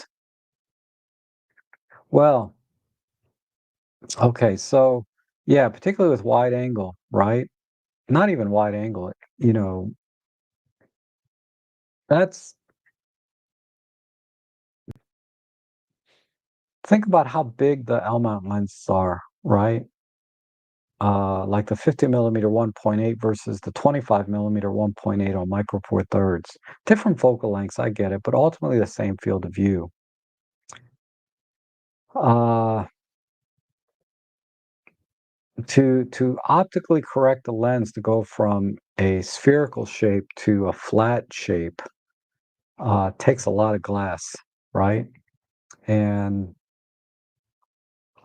and still be sharp. I mean, you can optically correct a spherical image onto a flat surface with fewer lenses, but then you're going to compromise all the other optical qualities that we would want in a lens.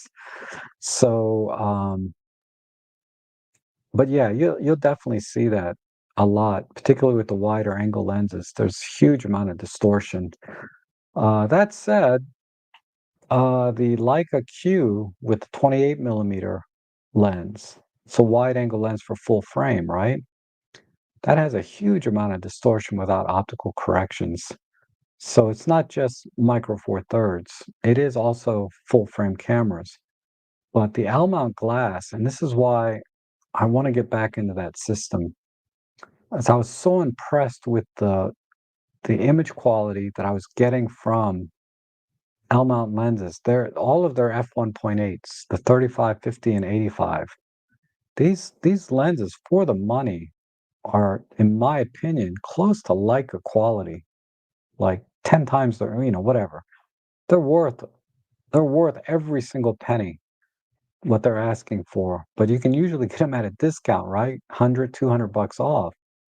And these are tremendous lenses. They're kind of bulky. They're not small lenses, but there is always an inverse relationship between the size of the lens and the quality of the lens. The smaller the lens, yeah, the lower the image quality. The more lenses, the size of the lens generally should be better image quality. If they're talking about if they actually make an effort to make a good quality lens, it's going to have to be big. I guess an extreme example is if you ever look up or Google lithography, right? Where they use these humongous lenses because they have to be extremely sharp to be able to etch out circuits on a silicon chip, right? This kind of photography, lithography, it's not photography, it's lithography. Uh, they probably got like 30, 40 elements in the lens, and the lens is like, the size of a cannon. I mean, it's like they're huge. Um, because they have to get really down to just a few microns, I guess. What is the nanometer size? Wow, we're getting a little bit beyond what I know about making silicon chips. But if you look up lithography, look at the lenses they use for lithography. Let me pull one up.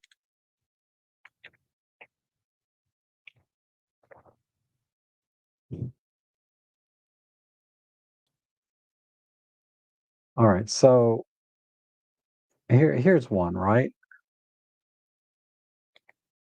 Look at the size of that lens. Uh, but these are extremely sharp lenses, right? They have to be able to be able to etch a circuit on down to, just nanometers. So they're extremely sharp. And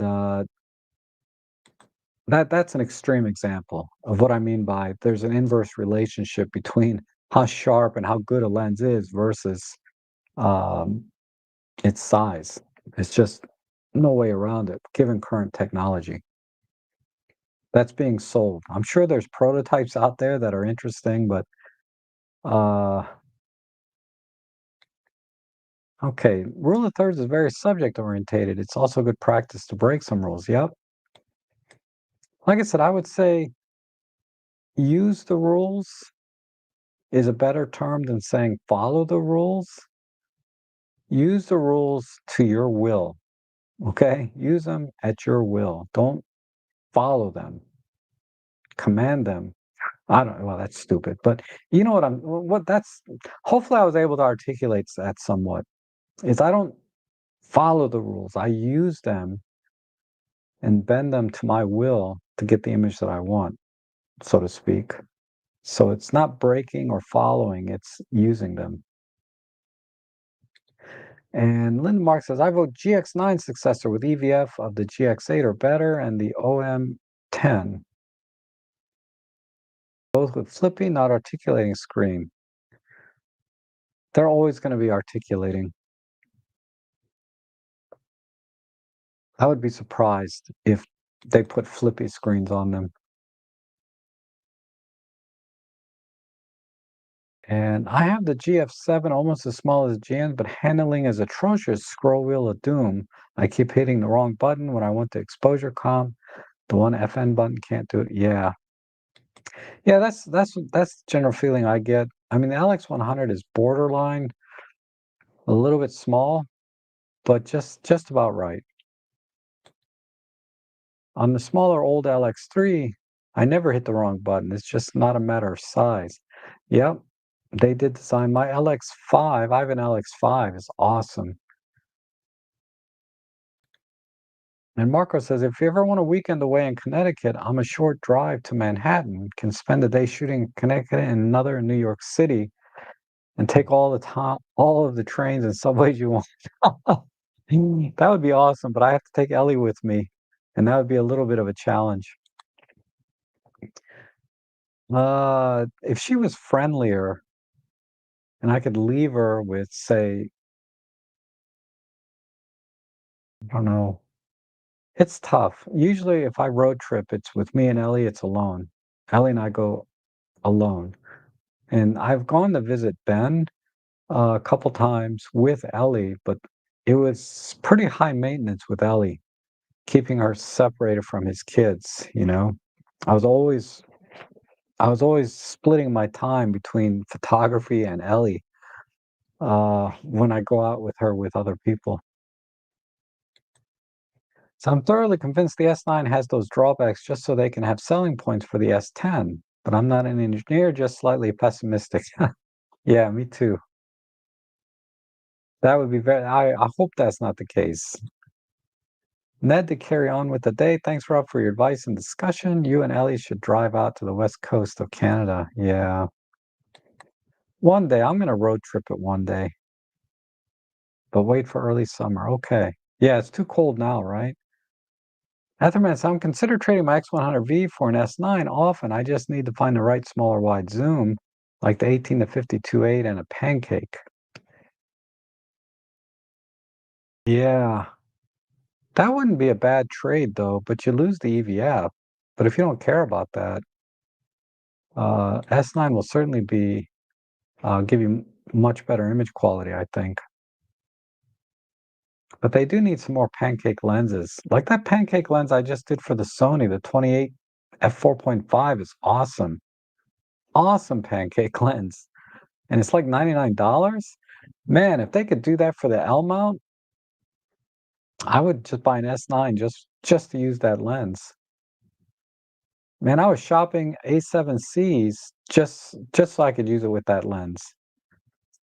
You know, it's a full frame 28 millimeter pancake, which I just couldn't believe it. I mean, it's a really good lens. I mean, it's not tack sharp. It has all, it's a $99 lens, but it's really good.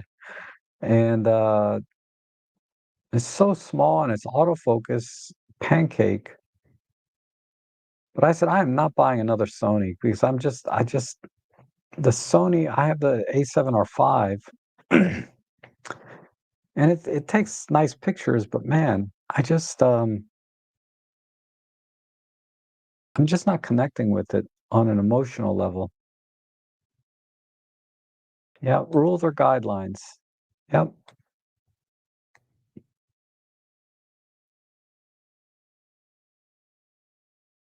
And it says, but the M10 had a flippy screen, didn't it? It did. No, the M10,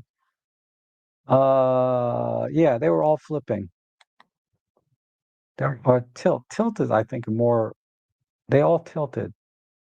I think they tilted down on the Mark III and Mark IV. They tilted all the way down, kind of like the PL8 and PL7. But the EM10 Mark II only tilted on the back, up and down a little bit.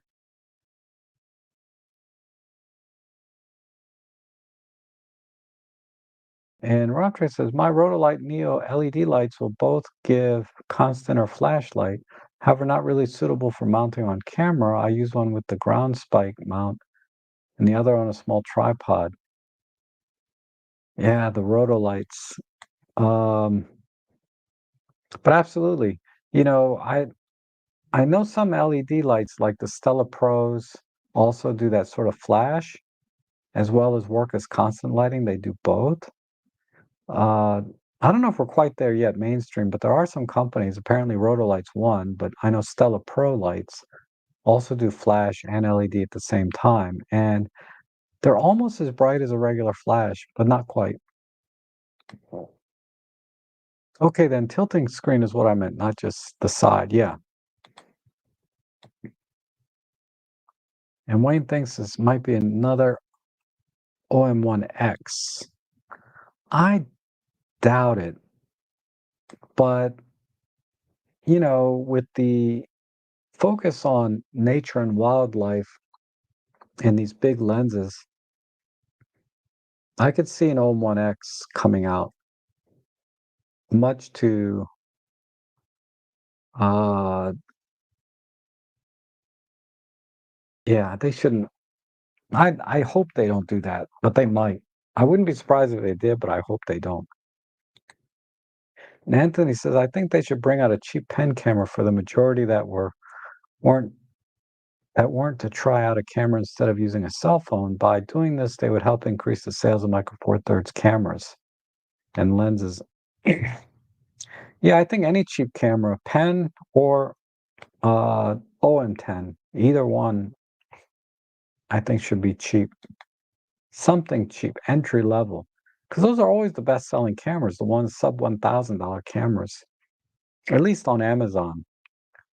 These cameras, now not far behind, sometimes are very expensive cameras when they're released, right? Uh, like the R5 Mark II might be a best selling camera for a couple of weeks. That's a 4,000 plus camera.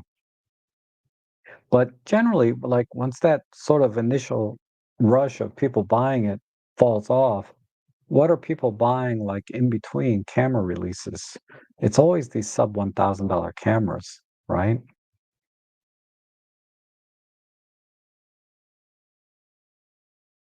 Yeah, it's their core mission. It's their core marketing anyway. Okay, I think I got all the questions in the chat. good time to There's any other questions? The only unit I need now from OM System is a 50 to 250 Pro Zoom lens on the lens map. Yeah, that would be a great lens to have. That would replace my 40 to 150 kit lens. If they came out with a 50 to 250 Pro, I would get that. Because right now I'm content with the 40 to 150 kit lens. The 40 to 150 Pro lenses, the two that they have, just don't appeal to me because of their size, weight, and price over, say, the $200 kit lens. There just isn't enough for me there. And I don't need weather sealing, right? So there isn't, if you need weather sealing, you got to get those lenses. But I don't, I don't need that so much or worry about that so much. Uh, and if my lens gets wet, I'll buy another one for $100, and malfunctions, whatever. But you know, a 50 to 250 Pro Zoom, that would definitely fill a gap in my photography, uh, because I do not have a good pro lens in that range. Because I have 12 to 40, I have the 8 millimeter, I have the 300. I got nothing between 50 and 250 that is pro. And I would not hesitate to buy that, depending on what it costs, obviously. But yeah, that's definitely need that.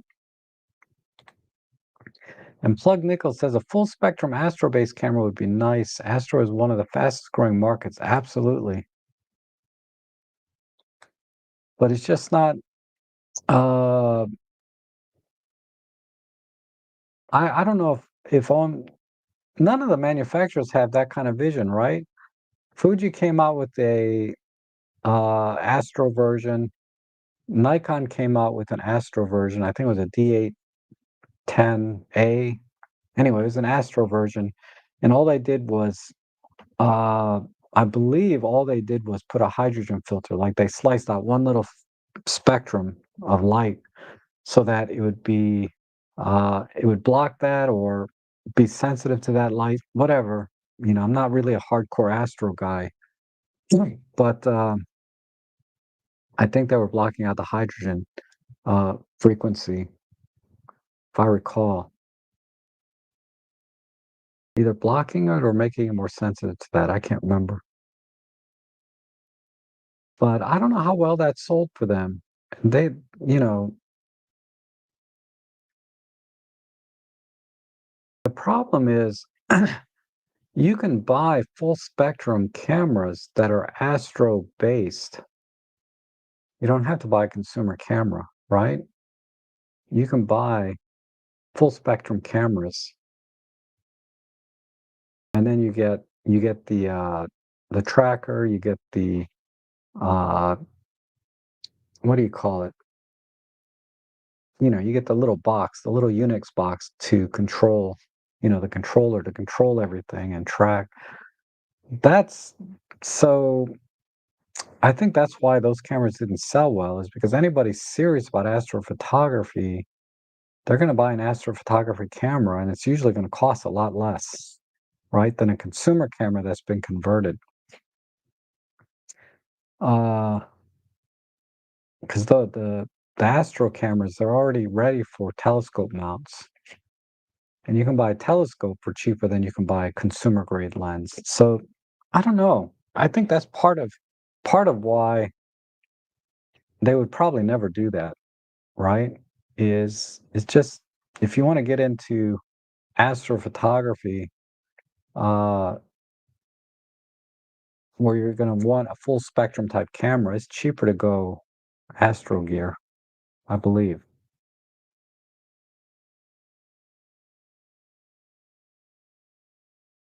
And wish they would just release an OM1 Mark III this winter. It's unrealistic expectation, but then I could upgrade my OM1.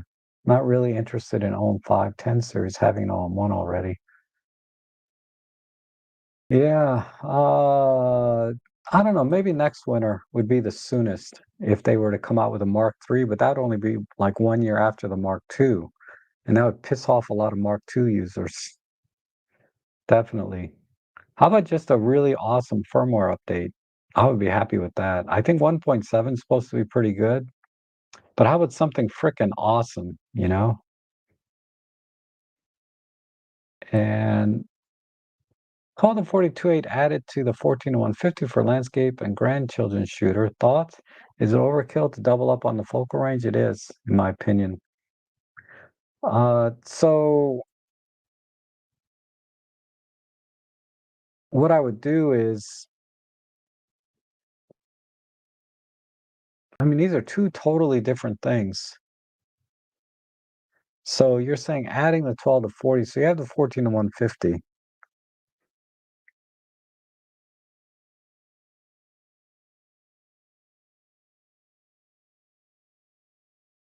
Hmm.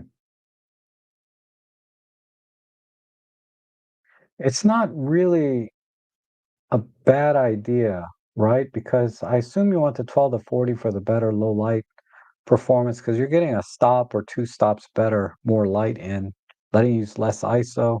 You're getting a much faster lens in terms of not just aperture, but also in the autofocusing, right? The motors are going to be much faster to keep up with grandchildren. So I think it's not overkill. I think you'll be very happy with the 12 to 42.8. Uh, depends on what camera you're using. If you have like an EM1 Mark II or 3 or an OM1, definitely get the 12 to 42.8. Uh, honestly, any camera, but the any of the phase detect OM system cameras like EM5 Mark III, OM1, OM5, OM1 Mark II, EM1s Mark II and 3. If you have any of those cameras, definitely get a 12 to 42.8. Otherwise, just stick with the 40 to 150.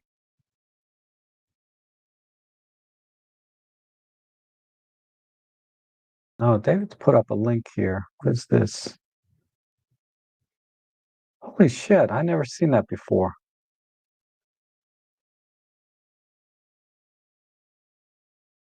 What did they do here? So they cut out something for the hydrogen, the H alpha, whatever that symbol is.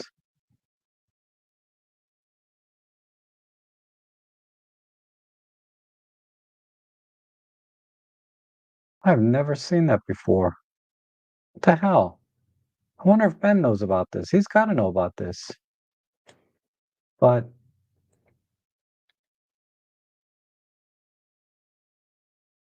when the heck did this come out?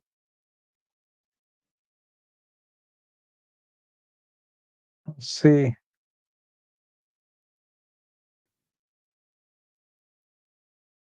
The Olympus 6 Ohms Master is dedicated for that's just copying text. Huh.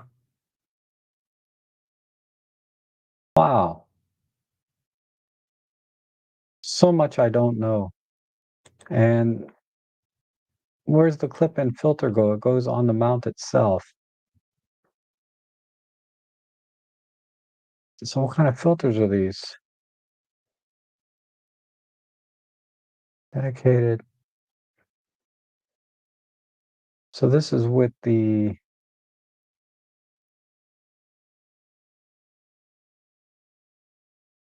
and so they put a light pollution filter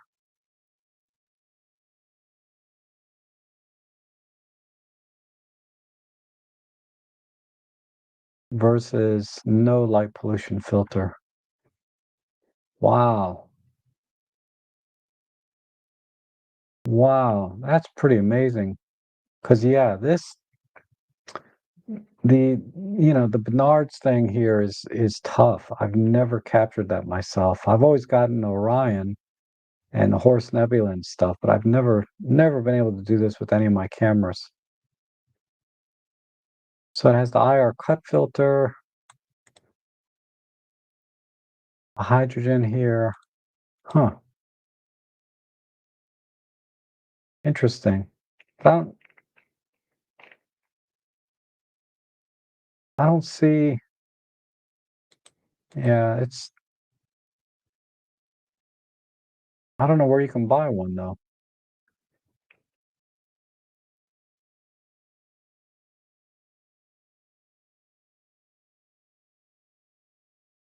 Interesting. Wow, okay. That I have to, I have to talk to Ben about that one.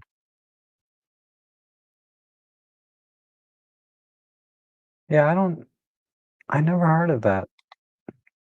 But yeah, so that is the Astro version. Basically, it's the hydrogen, right? It's not full spectrum, but like 99% of the universe is hydrogen. So if you make a filter for that, you'll capture a lot cleaner image anyway. And hello, Zoltan. Good to see you. Kind of coming in here at the end, huh? Let's see. Thanks for the membership, Rob. Oh, you're welcome. I'll try and make it a little more awesome. I haven't done a whole lot yet, but I appreciate that. Uh, and Robert, wow, thank you, Robert, for joining. I appreciate that. And it's just 99 cents. Like I said, if they had a membership for 1 cent, I would do that. But 99 cents was the lowest I could pick. So I thought the Astra system was sold in Japan. It could be. I never even heard of it, so I can't even comment on it. Astra is not for sale in the US. Interesting. But I bet, because I remember the Fuji and the Nikon cameras were about the same price, maybe a little more expensive than the consumer one. But at that price point, you can buy like a real astro camera and a telescope, you know? And Etherman says the 12 to 45 f4 with a 50 to 250 f4 and a small 1 point prime would be the ultimate travel setup. A 50 to 250, I would take a f4, even f4 and a 50 to 250. Uh, I'd love to get the 12 to 45 f4. I've had that in my shopping cart on and off for the last couple of months, but I'm torn between that and a 15 1.7 from Panasonic. I think ultimately I'd probably get more use out of the 12 to 45, but the 17 is so attractive because I really like shooting primes mostly. But the 12 to 45 just appeals to me because it's so small and has a great range. Okay, so I think I'll call it here. I'm getting hungry. So, everyone, thanks so much for joining me today. I really appreciate it.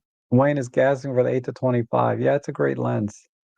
It's on sale for like 6.99 right now, so now's the time to get it.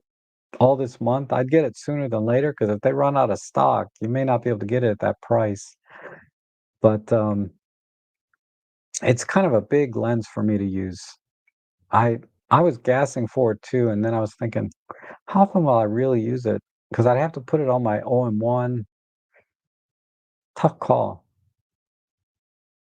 I could replace, I don't know. Anyway, you guys are awesome as always. I appreciate it. And I will be back on Tuesday. Tuesday's a big Prime, Amazon Prime thing. I did find a couple of good deals that, I can't publicly announce because of they send me information before these deals come. There were a couple of really, I think, really good deals. I got to double check them though. Uh, on photography accessory related stuff, not cameras and lenses themselves.